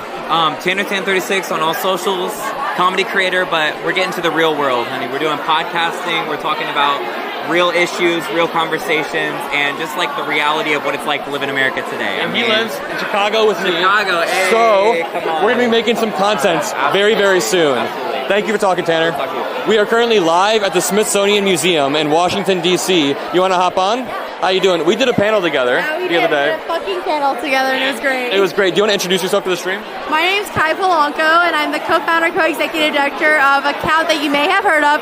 Probably not, though. It's called @Feminist. You have definitely heard of @Feminist. You guys have 6.2 million? We got multiple million followers, and we reach 25 million people around the world each month. So let me ask you, you've built up this massive platform named Feminist. My family loves it. I'm going to tell a story. We were on a panel yesterday, and under your name, it just said the word feminist. Oh, yeah, it did. So I took a photo of that and put it on my story, and my mom texted me. She was like, why does Kai's name just say she's a feminist? Why isn't there more information about her? And I was like, well, she runs an account named Feminist. The real question is why your name didn't just say feminist underneath it. True. That'd be good. That'd be good. That'd be really good. So you run this account. Can you explain what you've learned about social media and messaging to people that otherwise wouldn't really be into politics? Because Feminist is such a big account that you reach like just average apolitical women and men, right? Yeah. Y'all, so in 2020, everybody was sitting at home. We had absolutely nothing to do other than feel angry that our voices weren't heard. We were not at school, maybe. We were also protesting in the summer because it was like Black Lives Matter and all that. And we were posting things like, my audience is mostly Gen Z and millennial women. We were posting things like, I poop more on my period. We were posting things like, what kind of bra size, and all these things that the general public probably wasn't talking about. In 2020, this is not how people were like using the internet, and so that's where we were at. So you started your account in 2020? Yeah. Really? I thought Feminist was a little bit older than that. It is. It started in 2017, but in 2020 is when it went from 1 million followers to 6 million followers. When it really started to blow up. Yeah, in 6 months. So how do you think that... Okay, let's take a step back. Why is it so low? Can we just talk like this? You want the microphone? Yeah. So, am I waiting? Yeah. Okay, so over the past 100 days, how would you grade Trump's presidency? Speak down. I only speak at eye level. Trump's presidency, I would say, what was that? I'm not complying, and I don't think anyone should comply to his absolute ridiculous ideas of how to run a government. And he has absolutely no government and no laws if nobody actually does the shit he wants us to do. What issue is most important to you over the past 100 days? What have you been thinking about a lot? The fact that I don't have rights in like 50% of this country. If I was to get pregnant today, I could probably die. Yep. And it's directly due to Donald Trump appointing a Supreme Court justice. I think a lot of Americans don't even know that fact. Or like 10%, 20% of Americans think that Democrats were responsible for that. So, another thing, if I want to like go swim in the ocean and like go to the beach someday and like see it with my family, it's probably going to have a shit ton of trash in it, or maybe it'll just be like full of oil. Or it's like a really gross vacation. Or you go to the grocery store and everything's jacked up 100% because of tariffs. Or in 100 years we might be speaking Russian because Trump is allowing Putin to just take more land. It's terrible. Or if I'm like, I want to bake a birthday cake for my husband, the eggs are probably like $30. And I'm like, yo, you're not getting a cake this year. Did you see what Trump said about young girls who want dolls? He said they don't need 10 to 20 dolls. They'll be happy with 1 or 2. Basically saying like, I don't know. That's against the American dream. The American dream is being, I don't know.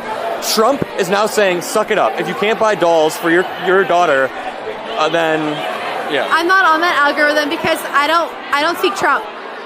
Yeah? And I don't think you should either. I speak a lot of Trump. That's part of my job, unfortunately. But where can people find you one more time? It's a really simple tag, but @Feminist, right? @Feminist on Instagram and TikTok. You can find us at feminist.co, or you can follow me personally on Instagram @Kai Polanco. Always great chatting. Really, thank you for hopping on. Amazing. Let's go. Let's grab a drink really quickly. Okay, sweet. Yo, wait. Can I just come sit down over here? Yeah, just. We're live, by the way. Oh my god. Hi. Are you streaming right Thanks, now? bro. We're live streaming right now. On Twitch? YouTube. YouTube. Yeah, Hi, so YouTube. first of all, introduce yourselves. Sure. Hi, my name is Raven Schwam Curtis. I use they and she pronouns. I'm a content creator, keynote speaker, and I speak to the intersections of all things Black and Jewish relationality. Absolutely. How about you? Hi, my name is Rosaline Montoya. You can call me Rose. I'm a multi-hyphenate, as the kids say. I do a lot of different content, mostly at the intersection of advocacy for transgender and Latina individuals. What message would you... I'm mic'd up, so you guys can share that mic. What message would you want to share with people who have felt a little bit sad over the past 100 days? Your feelings are valid. If you're feeling sad, I get it. I have had so many anxieties and so much pain. So first I want to validate your feelings. It's okay to feel sad. I think that our negative emotions get a bad rap, and they deserve to be felt. And I do want to say that there's a lot of fear-mongering, there's a lot of misinformation, disinformation out there.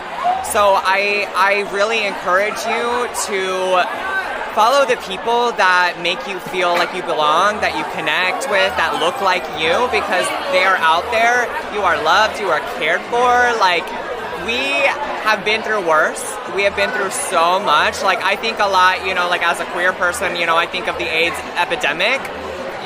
We've lived through multiple epidemics at this point, and we've survived, and it's been hard, but we're not alone, and we are standing on the backs of amazing ancestors who paved the way. So many people, have led, the civil rights movements in all different fronts throughout history. So we made it through worse. We're gonna be okay. Yes, it's hard. Yes, things are real, and we need to, work. We need to fight, but we also need to rest and remind ourselves that, we're all in this together. Absolutely. Same question to you. Over the past 100 days, a lot of people have been feeling grim. How do you give them hope? How have you viewed the past 100 days? What's your opinion? My opinion, obviously the past 100 days have been horrific. We're watching rights that our ancestors fought for be rolled back in real time. It's a terrifying time, but also I don't think we can stop at the fear. And that's kind of in the headspace that I'm in, rather. I'm like, how can I take the fear and allow it to move me to action in a way that's going to serve community, that's going to empower people? Because we have a lot of people who are really loud and really wrong. We have a concentrated group of people in that top 1% who are wielding their power for evil. But there is way more of us than there are of them. Yep.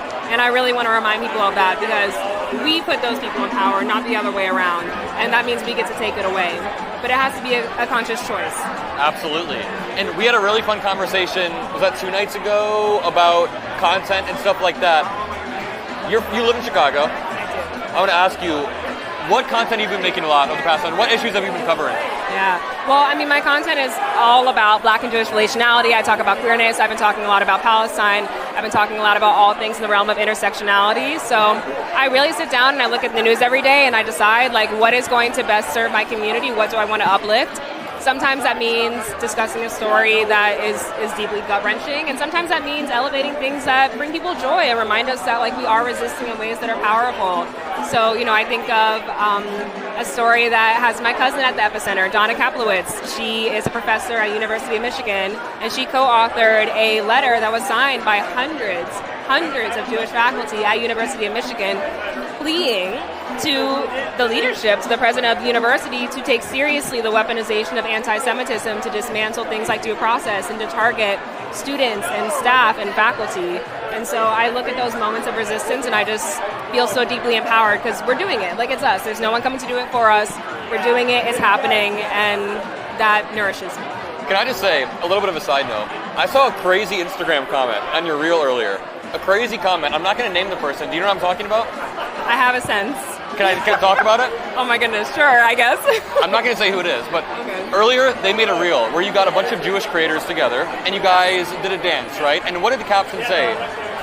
Jewish people fight against fascism, or something like that. POV, your favorite anti-fascist Jewish creators link up. I skewered it, but it's okay. I was close.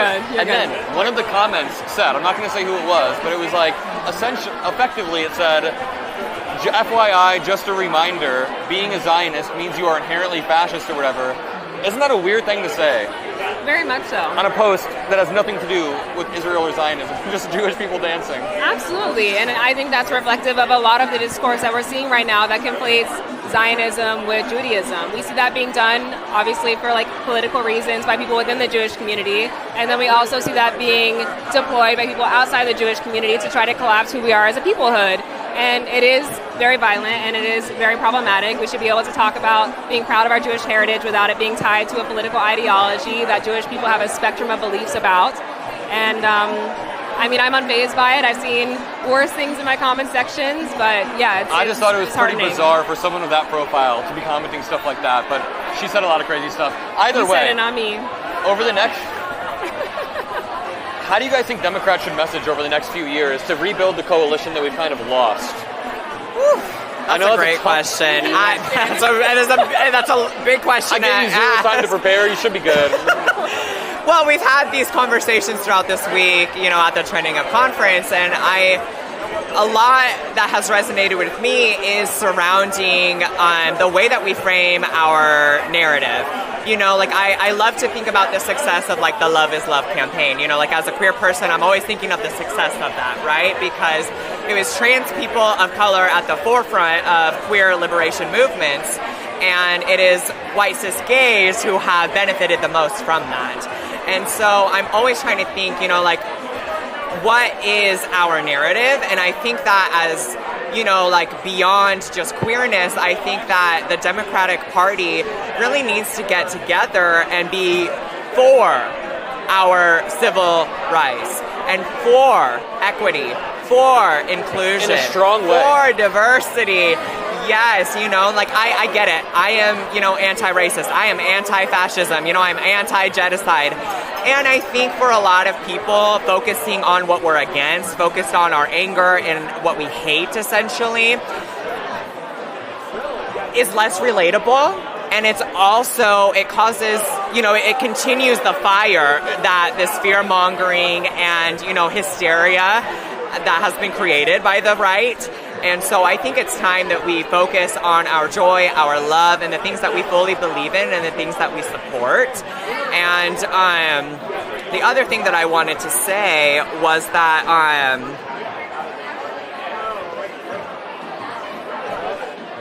how do I phrase this? Give me a second.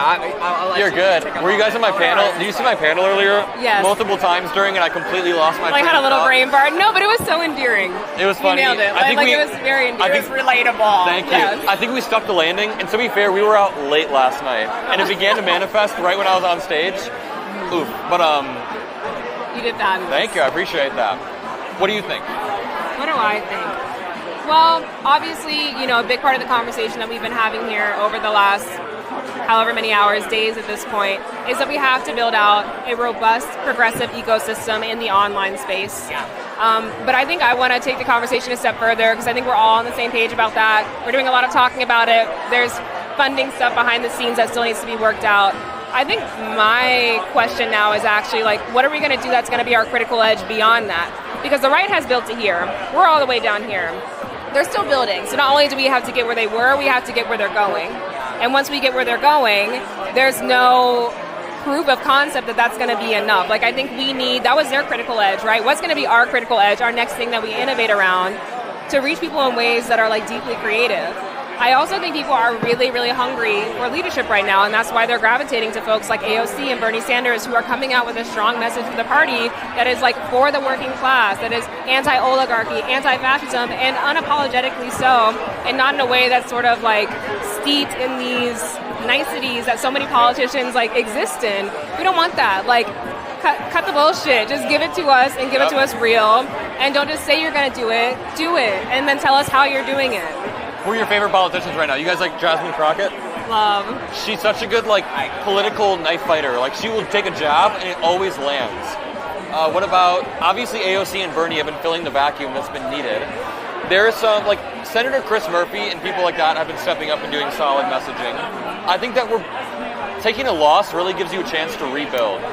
It's when COVID shut down the economy, it gave us a chance to find out the flaws as we're reopening. And that's the Democratic Party right now, slowly rebuilding.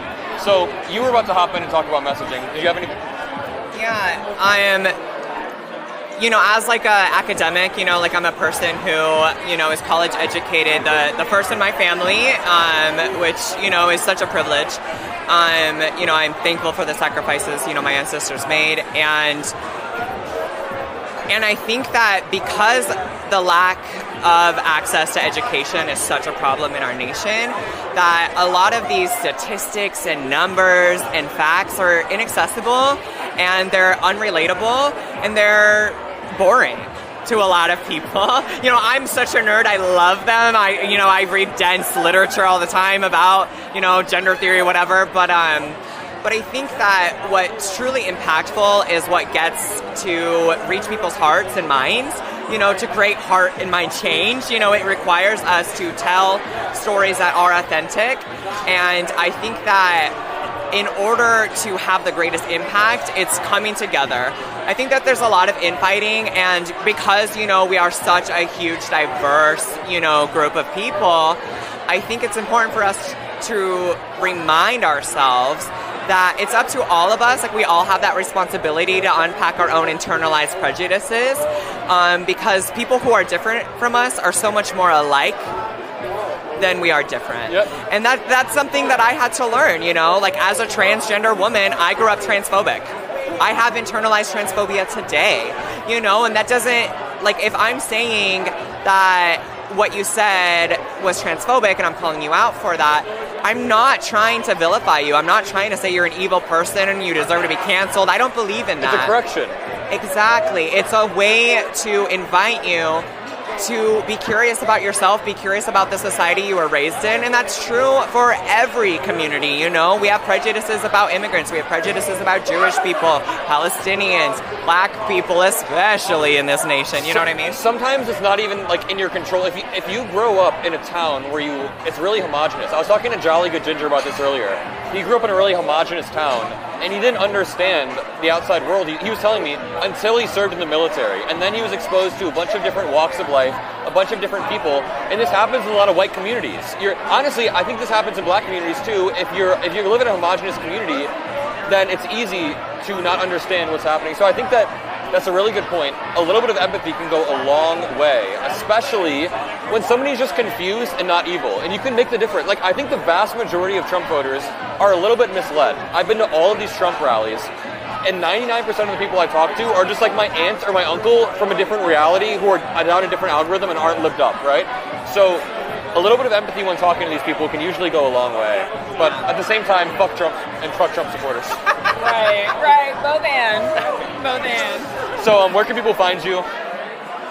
You can find me at rosemontoya.com, ROSEMONTOYA, and that will get you to every single link you could want. You can find me Instagram, TikTok, all the things. Follow Rose. Thank you. How about you, Raven? So my handle is at Raven Reveals. So Raven like the bird, so spelled RAVEN REVEALS, like Raven Reveals Truth. I like it. And I'm on TikTok, Instagram, YouTube, Threads, and more platforms pending. Maybe Substack soon. She turns into a raven every night. Is exactly. a raven a type of... A bird. Okay. It's actually the smartest bird. Really? So you do turn into a raven at night? I do. Sweet. Go follow them. Thanks for chatting with us. Thank you, Adam. Really appreciate it.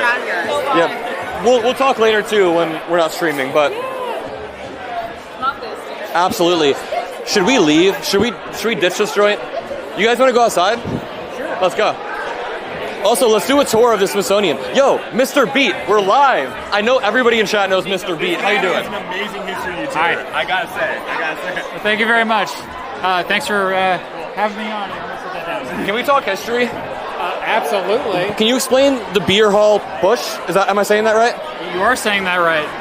Yeah, that was an attempt by Hitler and some of his friends to overthrow a part of the German government.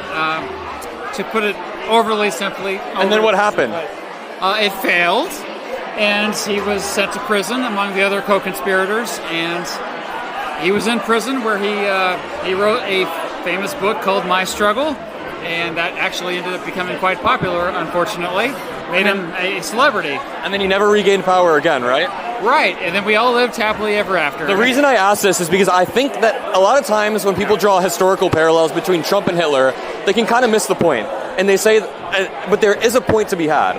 I've heard people say that Trump is like genuinely actually Hitler, but I think the parallels that you draw are the fact that Trump also tried to coup the government.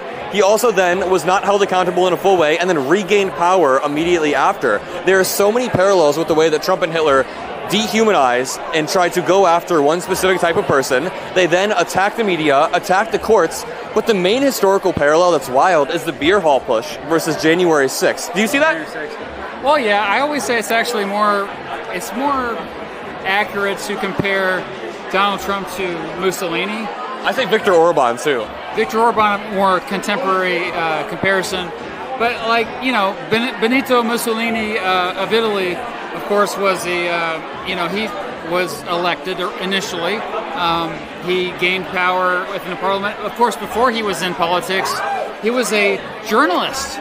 He was somebody who knew how to captivate audiences, just like Donald Trump was with reality TV. Of course, reality TV, like, for the first 20 years of the century, like, that's how many people were reeled into media.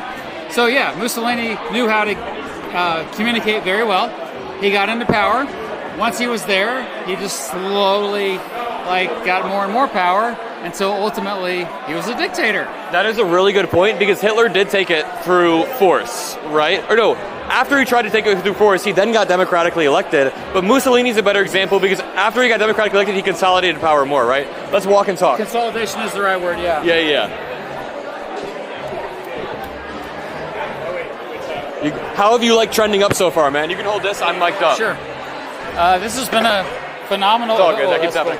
This has been a phenomenal event. It's been a great way to meet a lot of creators. Most of the creators here are not YouTubers like myself, but on Instagram and TikTok. So that's been kind of different. Have you noticed that? Well, we're on YouTube and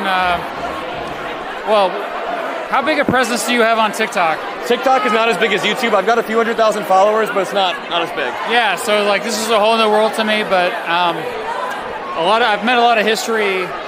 Detour. Okay. What's this guy doing?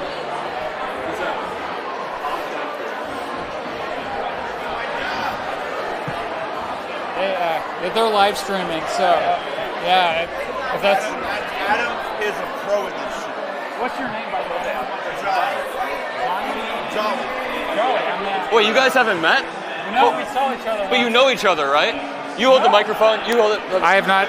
You guys know each other, right? What kind of content do you make? Social political commentary. Oh, holy crap! Yeah. So I make political history content. So yeah, I used to be a history teacher in the classroom. Now I just do it online. I used to be a white supremacist. Seriously? Yeah. Oh, I didn't know that. Okay. You used to be what? A white supremacist. Really? Wow. Did you go viral for explaining your journey? My initial introduction to social media was I got laid off of work in 2020 like everybody else did. And, everything happening in 2020 surrounding the civil rights stuff that was happening, especially with George Floyd being murdered on live TV. And I found myself doing something I never did before, which is argue with people in Facebook comment sections. And I got tired. Bigots just say the same thing over and over, as you know. And so I was like, you know what? I'm not going to keep repeating myself. I'm going to make a little video that's 1 minute long, responding to their talking points. And then every time they say it, I'll just copy and paste it. And then I put it on this new app that just came out called TikTok. And I was explaining, you know how back then people used to say more white people were killed by the cops than black people? Yeah, absolutely. So I was responding to that dumbass talking point. And then it went fucking super duper uber viral unexpectedly. My first video I ever posted. Wow. Can I ask you a question? It's unrelated. What made you think one beer isn't enough to be holding? I need to be holding 2 beers right now. It's a good question. So so it's open bar right now. Yeah. It's open bar. And which means free. And I went to get a beer, and they're like, hey, we're closing. I was like, well, can I have one? And they're like, I tip all night. I don't know about everybody else, but I tip every time I get a beer, even though it's free. Good for you. So they were like, all right, we'll give you one. Then I ran to the other bar, like, hey, you guys closing? Yeah, I was like, can I have a beer? Like, yeah. Because I always tip. So I got one from each bar since they're closing. Right on. You want to head outside? Yeah, we're going to head outside. You want to do that? Oh, yeah. Watch out later, bro. I'm Matt. Mr. Beat is my channel. Nice to meet you. let's keep walking and talking. All right. What other parallels do you see between, I don't know, other authoritarian regimes in history and Trump right now? And by the way, we are walking to the Smithsonian Museum drawing parallels between historical fascism and modern day fascism. This is unique. This is great. Sorry, answer the question. I mean, Trump would, he would love to be a dictator. I think the important distinction is we do live in a republic. Yep. And so the Constitution does limit him. And so far, overall, it has done a okay job of doing that. Actually, the courts have pushed back, and I know that it's not good enough, but they have pushed back 100%. Yeah, so I mean, it's important to make that distinction. Also, here in the United States of America, we value individualism. We value freedom, especially freedom of speech. Get into the dolls. Tell them the dolls. If you need to interview trans people, heck yeah. I just sued the president over the passport situation. Really? You want to talk? We're going outside. I was in that. Let's go outside. We're going to follow us. I'm sorry. So yeah, we value freedom here in the United States. Yes. You do what you want. As long as you're not hurting anyone else, you have the right to do that. Bye-bye, Smithsonian Museum. I didn't really. Are we allowed back in once we leave? Yeah, we are. We're good. Yeah. Let's chat down here for a second. All right, so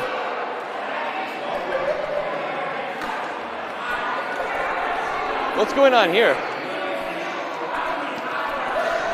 What's going on? Record this.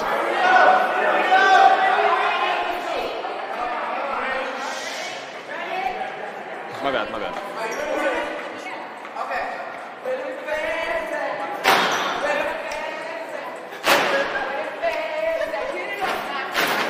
Bro, I'm mic'd up. This is awesome.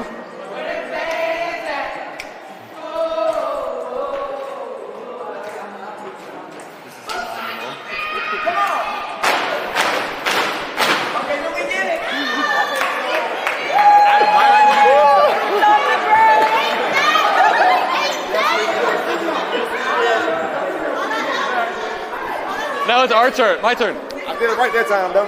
I don't know how to do.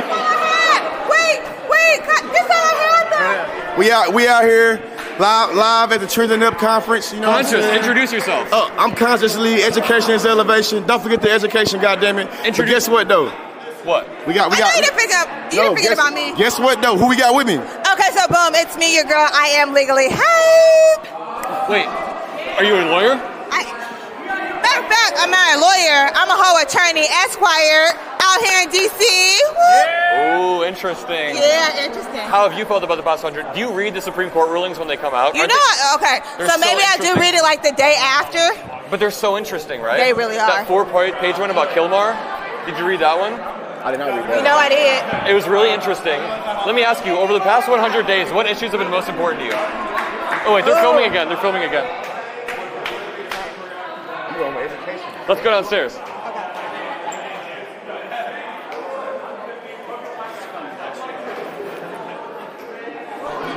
Mr. Beats! Yeah, how you doing? How are you, baby?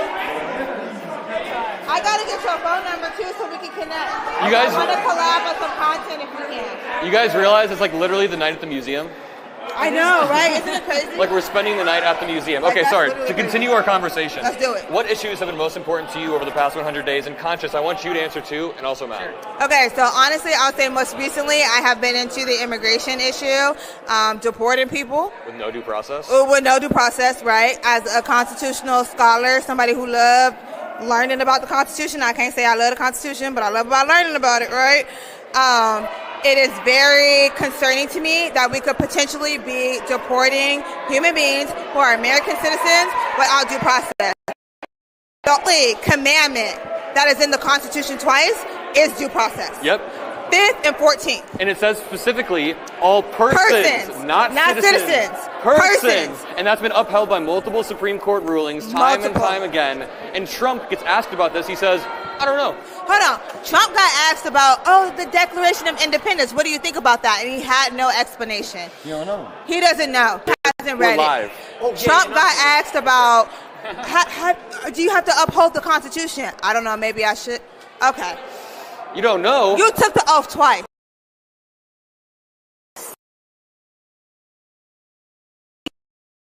Job. It is written in the Constitution. You are the commander of the laws, right? You are supposed to make sure that we follow those laws, and you're not even following them on your own. I got a problem with that. If Biden would have said that, conservatives' heads would have actually exploded. Like blood splattered on the walls, exploded. But that goes to show that their messaging tactics are different, right? So there's a difference between... Run for the staircase.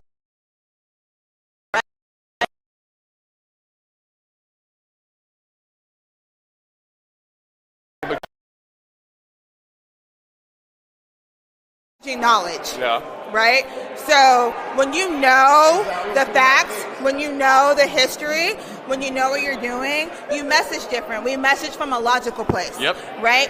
One thing that every human being, regardless of your ideology, regardless of your education, regardless of your background, your race, whatever, one thing we all have in common is an ethos. Yep. You can exploit a person's ethos because there's no logic behind it. That's the empathy There's no part, right? empathy.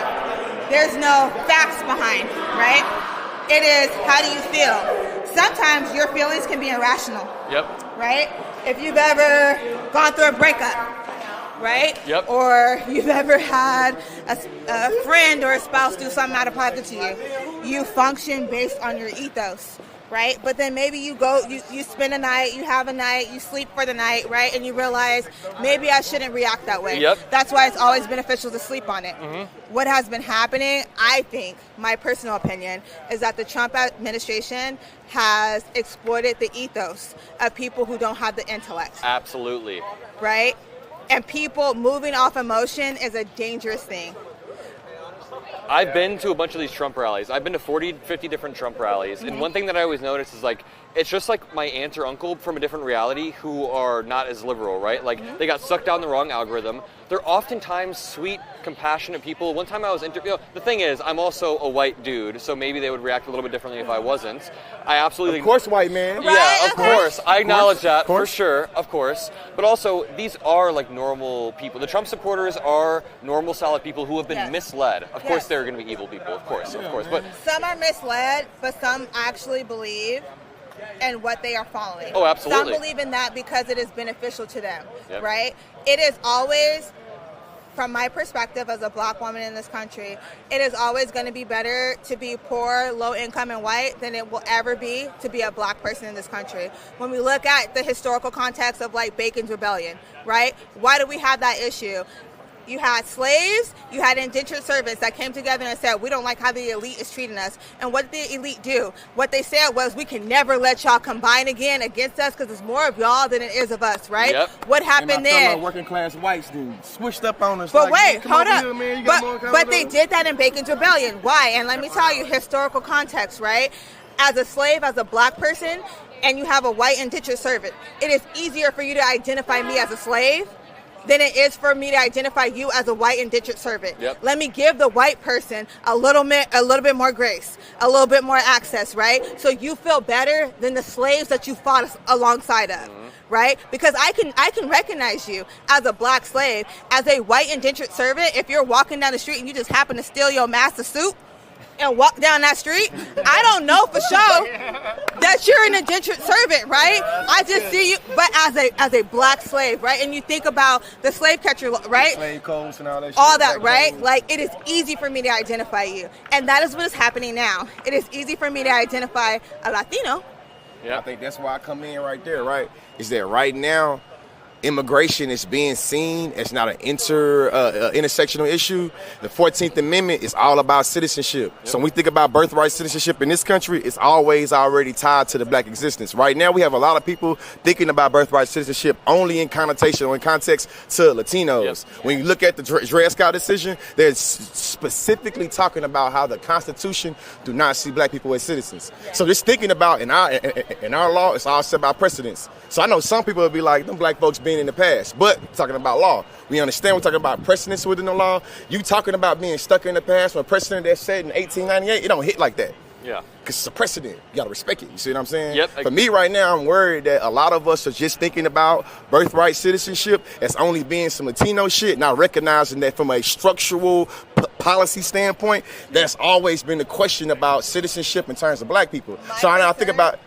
I'm so sorry to cut you off. My concern is that you're using babies to be a stress test on whether we can deport American citizens.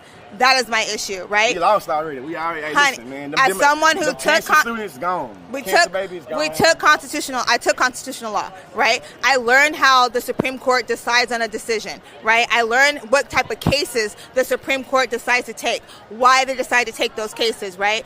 You choose the facts that are best fitting for whatever decision you want to be made at the end of the day, right? So if I choose a child to use that as precedent, when I go teach a law class in constitutional law, I don't necessarily tell them students that the person that was deported was a 2 or a 4-year-old child. What I say is another person was sent to another country with their parent.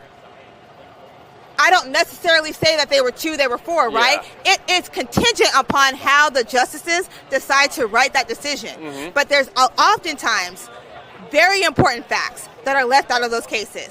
And that is my issue, is that deporting little kids now is going to be a stress test for American citizens. Can I ask you guys a question? Sure. So I go to a lot of these Trump rallies, and something that pops up a lot is systemic racism. How would you explain to a Trump supporter who doesn't believe that systemic racism is real, that it is real? And really quickly, I always try to say that systemic racism... I get this Mr. Texan right here? Yeah. Hey, listen, I'm born and raised in Texas. I'm a proud product of Texas public education.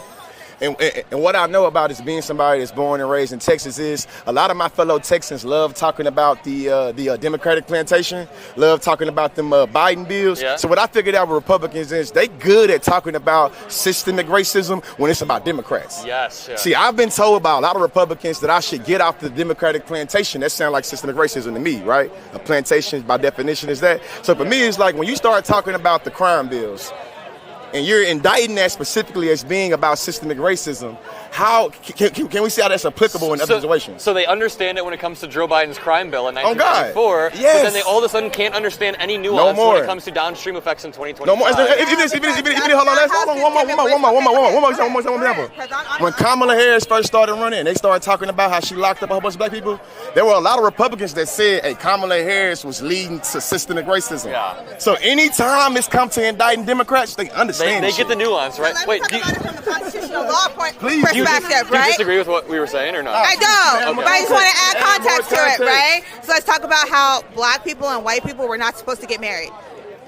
White political power, white power in general is based on economics.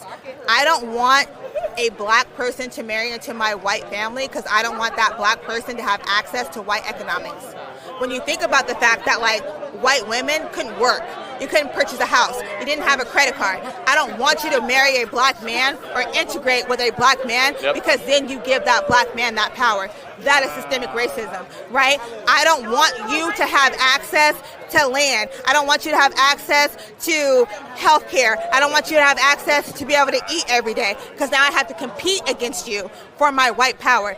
That is systemic racism. When the racism comes from the bottom, from the root of where we live, right? The root of living as American citizens.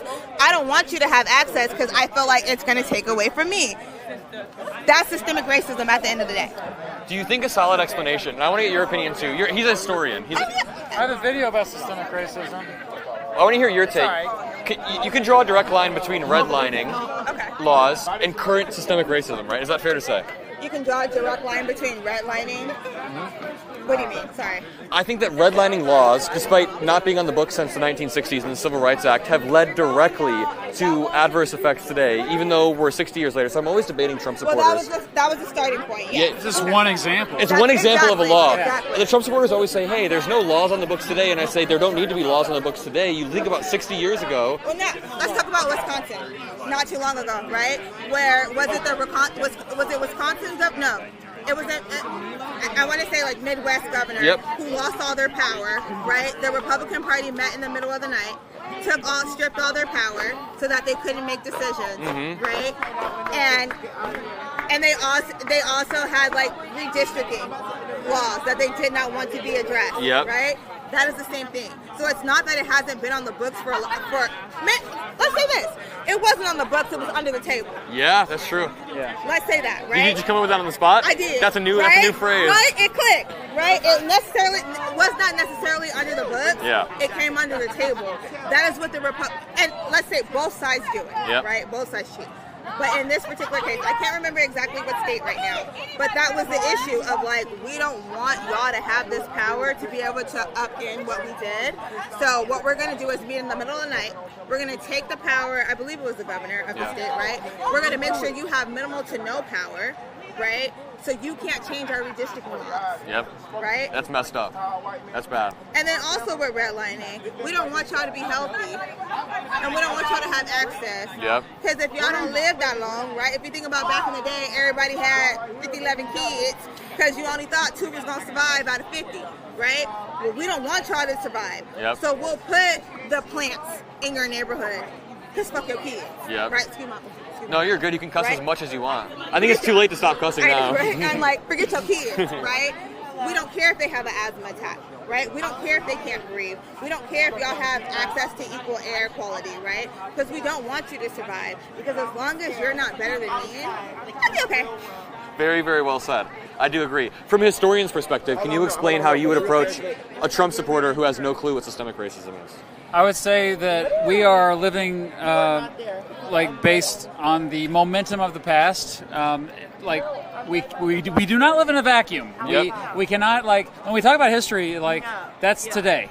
History is today. Meaning, our ancestors, everything they did, the effects, we are still feeling that. And so the prime example is assets. So when we talk about wealth, we're talking about assets. Assets is anything that has value, typically real estate, typically a house, the American dream, a home. African Americans, Native Americans, other marginalized groups throughout history have been prohibited from these opportunities, from owning assets that would appreciate in value. Prime example, my home city of Kansas City is one of the first cities that redlined. Yeah. There were parts of town where they said, we're not going to allow African Americans to have loans here because these are white-only neighborhoods. And what people don't think about is okay, sure, that happened way back. Ben Shapiro would be racism's over. We had the Civil Rights Act, 1964. No. This all happened in the 1950s. But what that carries over from generation to generation to generation. It just carries on. You do not. Most wealth is inherited. That's the foremost lesson of this whole thing. Yep. The American dream is mostly a lie. I was lucky that I was born into a. That's why it's called a dream. Right? That's You gotta be asleep to stay asleep. Think to believe the bullshit. True. I was lucky to born into a lower middle class. I had opportunities that most people don't have, and I was able to build my wealth because of that. Whereas most people are I always use the analogy of a hole. Most people are not even born on the ground. They're born in a hole, and they're trying to get out of the hole to even begin to compete. Because and so what we need to do, we need to give ladders to those people at the bottom of the hole. Instead, what we have right now are a lot of people who are no, we can't throw those people out of the hole because they're going to take what's mine. And so they kick the ladder out of the way. That's what they think about affirmative action. They think affirmative action, that's discrimination, because they view it as a zero-sum game. My ancestors are racist, but I'm not racist. Dude, we're not talking about you. It's not individual, it's more of a system. We're talking about the entire system. But I think I'll bring it back again, context. I think that is we all learn from the same background, right? So when you think about the Willie Lynch letters for black people, right, where you look at the letter and you're saying, well, why did he come up with that? It was a strategy. You look at Southern strategy to keep slaves, to keep black people, right, low income. I think using the word systemic racism is maybe too advanced for a lot of the community that we need to tap into today, right? And we just need to talk about it as just pure blown racism, right? If you saying systemic makes it something else, makes it seem like it's too complicated, right? For the audience that we have to tap into to say, how do we balance this? But when you talk about it as just pure racism, as you're wrong for thinking that your neighbor doesn't deserve, right? You're wrong as a farmer, as a white farmer. You have a black farmer next to you. You don't think they deserve the same opportunities. You don't think they deserve the same loans. You don't think they deserve to grow their crops the same way. I think when we say systemic, what it seems like is a historical context for people who don't understand history, right? And I think that is the group of individuals that we need to tap into now, are those that maybe necessarily did not learn history the same way we did, or did not internalize it, did not realize that how history affects our today, our present, right? They view it as a personal attack. Yeah. Like you tell, I have a lot of family members. As you should. They're white. They're poor. Yeah. And they're like, I'm not racist. White, like, dude, this is not about. They're not taking away from you. They're giving extra support to them. That doesn't mean they're taking away from you. It's not to say extra. It's not to say extra support, right? We are giving the support of the people who need it at the time that they need it, right? So, do you want to hop on stream real quick? Gets that. So I did not forget about you. But you have to explain it that way. For the ones who don't understand that there's a nuance in all of it. I think what has Adam. I think what's sorry. No. We're going to open up the panel a little bit more. Zaya, hop in. Can you introduce yourself really quickly? Introduce yourself. Do you guys know each other? We know each other from the conference. Okay. From the conference. So you do know each other. Okay. My name is Zaya Persian. I am a plaintiff on the Orr versus Trump lawsuit defending trans people against Donald Trump's executive order that affects trans people's passports and access to accurate identification. So I sued the president, and I won. Is it class action or just you? It was just me. Just you? And there was me and 6 other trans people, and we won. You won. And it just moved to class action last week. Okay. But we don't have a decision on that yet. Yep. But for the plaintiffs, we won. And for class action, we'll find out. Yep. Amazing. First of all, congrats on your win. You just took down the Trump administration. Has this gotten media coverage? Yes. Okay. I've been on CNN, I've been on Fox News, Reuters, all over. Over the past 100 days, you've been focused a lot on trans issues, I'm assuming. Yes. What would you say to people who are like a trans American who's kind of worried, who's felt like the past 100 days are kind of grim? Just know, we're never going away. Ever. Trans people are like the itch that you got that never goes away. Hear that, MAGA? Ever. We're still here. We're still itching your groin, babe. You can try. And I'm so sorry, but I'm not. Because trans people are here. We've been here before you bitches. And we're not going anywhere. We'll be here. And that's why we're fighting. And that's why we won. Absolutely. Exactly. Again, congrats on the victory. Thank you. So, when you see Trump's insane, bombastic rhetoric, how do you think the Democrats should combat something like that? Because, honestly, Trump's rhetoric is very punchy. And sometimes the Democrats have problems, like, combating it. Well, a lot of the Democrats are pussies. No shade. People get mad when I say that, but you can say it. It's because when it comes to a minority group as small as trans people, it's so easy to hit us where it hurts and to use it as a beneficiary to their cause. But to stand behind us, it's that simple. We're not hurting anybody. I don't understand why anybody cares what anybody else does as long as you're not hurting anybody else. It's like basic empathy, basic do whatever the hell you want. I don't understand it. Exactly. Well, I do understand it. They're trying to use trans people or gay people as a scapegoat to, number one, what do you think the scapegoat's for? So when they're trying to attack trans people, what's their end goal? Their end goal is to win and to gain power. And unfortunately, it's working. Unfortunately, it's working. They've made trans people, they made immigrants seem like these crazy, evil monsters. And it's worked because most people who have an opinion about a trans person, they don't even know a trans person. So when you don't know somebody in my community, it's easy to pin the blame on us when you don't know us. Can I tell you something funny? Yeah. First of all, who's smoking a joint? I smell it. But also, one of my first ever Trump rallies, something I do is I go to Trump rallies and debate them, right? One of my first ever clips is I asked a Trump supporter, what percentage of Americans do you think are transgender? Because he was talking about, he said 20%. That means 1 in 5. That means that's actually a pro-trans position because that means he's passing, when he's walking down the street, if 1 in 5 people are trans, then that means trans people pass so well that he doesn't even know. So then I corrected him. I was like, it's actually 0.5%. Exactly. And then he kind of understood. He was like, maybe people do blow the issue up a little bit too much. They do, because there's barely any of us. There's insane. less than 10 trans professional athletes in collegiate and Olympic sports. Yet that is one of the main topics in politics right now. And it's one of the main issues. It's like Sarah McBride. Remember when she got into Congress, right? One trans congresswoman, one, right? And Republicans passed a Hoe bill. That's a perfect microcosm. Yes. You take one small, or one person, one small minority, and then you blow it up into this massive issue. It's like, And it's a shame. It's messed up. But we're not going everywhere. And guess what? You just won. You just won. And we're winning the lawsuits because we're such a minority that it shouldn't matter this much. Yep. And that's why, at least for trans people like me, we're going to keep fighting and we're going to keep pushing back because they act like it's such a big issue. It's really not. Where can people find you?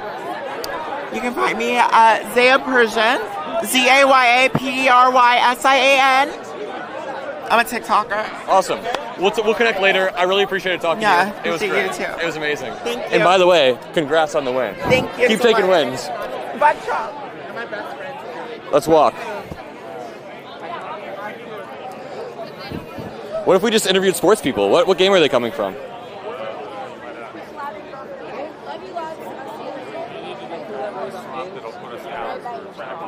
We could also go drink. Also, did the Capitals win?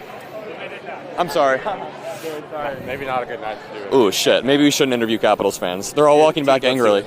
Adam, I've heard the new consensus maybe Whitlow's by the Wharf. We'll see where we end up though. It's a place called Silver Line. We're going to Silver Line. They were saying the group consent, but I got one person's number who was on the bus, so we'll figure out if this bar ends up being dead, we can hop around. But. We're the people all night that just shove a camera and a mic in your face. Yeah. But also, we were very. This person walk right behind you. Oh, sorry guys. Sorry. Yeah. All right, again, we are live in Washington, D.C. We've spent the past 4 days at a creator conference where a bunch of creators from across the country got together, and we're just chatting about the future of the party, the future of how everything's going to look. A lot of sports fans are staring at me like an absolute fucking freak. Is this... this is what it's like being... Where are you guys going? Whitlow's on the Wharf. Whitlow's on the Wharf. Okay, we'll start going this way. Bus or do we want to get an Uber there? Whitlow's on the Wharf? I don't know. Because the bus goes back to the hotel, so we'd have to walk or Uber from the hotel anyways. It may make more sense just But one more time, we are currently in Washington, D.C. We are part of the Trending Up Conference, and it's been a really, really great night. If you want me to call it, because it may be easier to... Nah, that's all. But, yeah, how's everybody doing? Sorry, let me check chat really quickly. We've got a lot of people in chat. Shout out to the hockey moms. Yeah, I'm sorry for the loss. I should be saying, I'm sorry for your loss. I'm sorry for your loss. All right, well, I think it might be time to shut down the live stream for the night. Let's go Canes, baby! They lost, by the way. But we're about to shut down the live stream for the night. It's been a great time. Thank you to everybody who tuned in. Really means the world to me. And now we're finally wrapping up the live stream. Sorry. Cameraman Nate just totally almost ran into someone. Let's go towards the step. Yeah. Hey, what's up? Do you guys want to talk? What are we talking about? We're live right now. Politics. Okay. Really quickly, introduce yourself. My name's Jessica Jordan Ping. What issues have been most important to you over the past 100 days?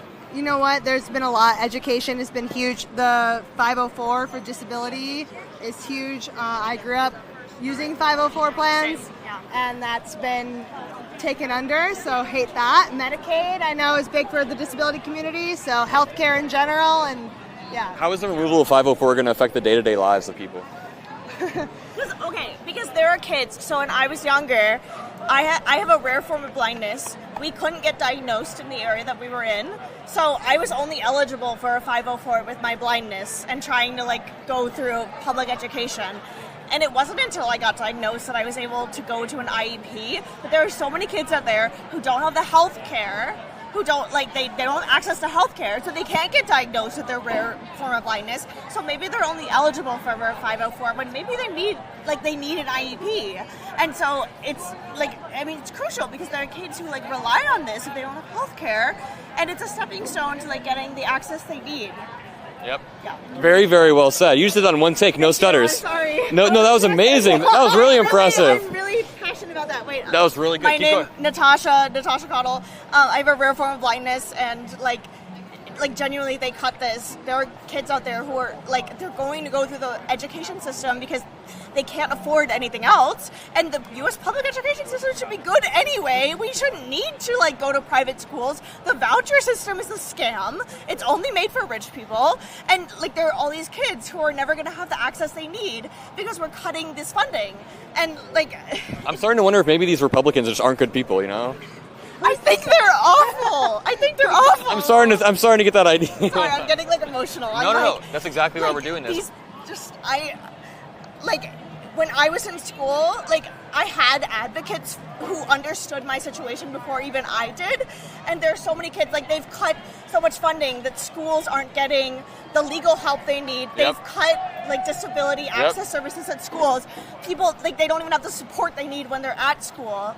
And, what are they going to do?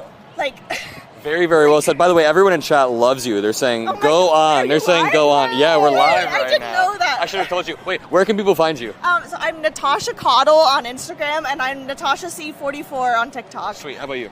I'm the Rolling Explorer. My name's Jessica Jordan Ping. Jessica Jordan, the Rolling Explorer on Instagram, TikTok, everywhere? Across everything. That's where you can find them. Thank you guys so much for chatting with us. On that note,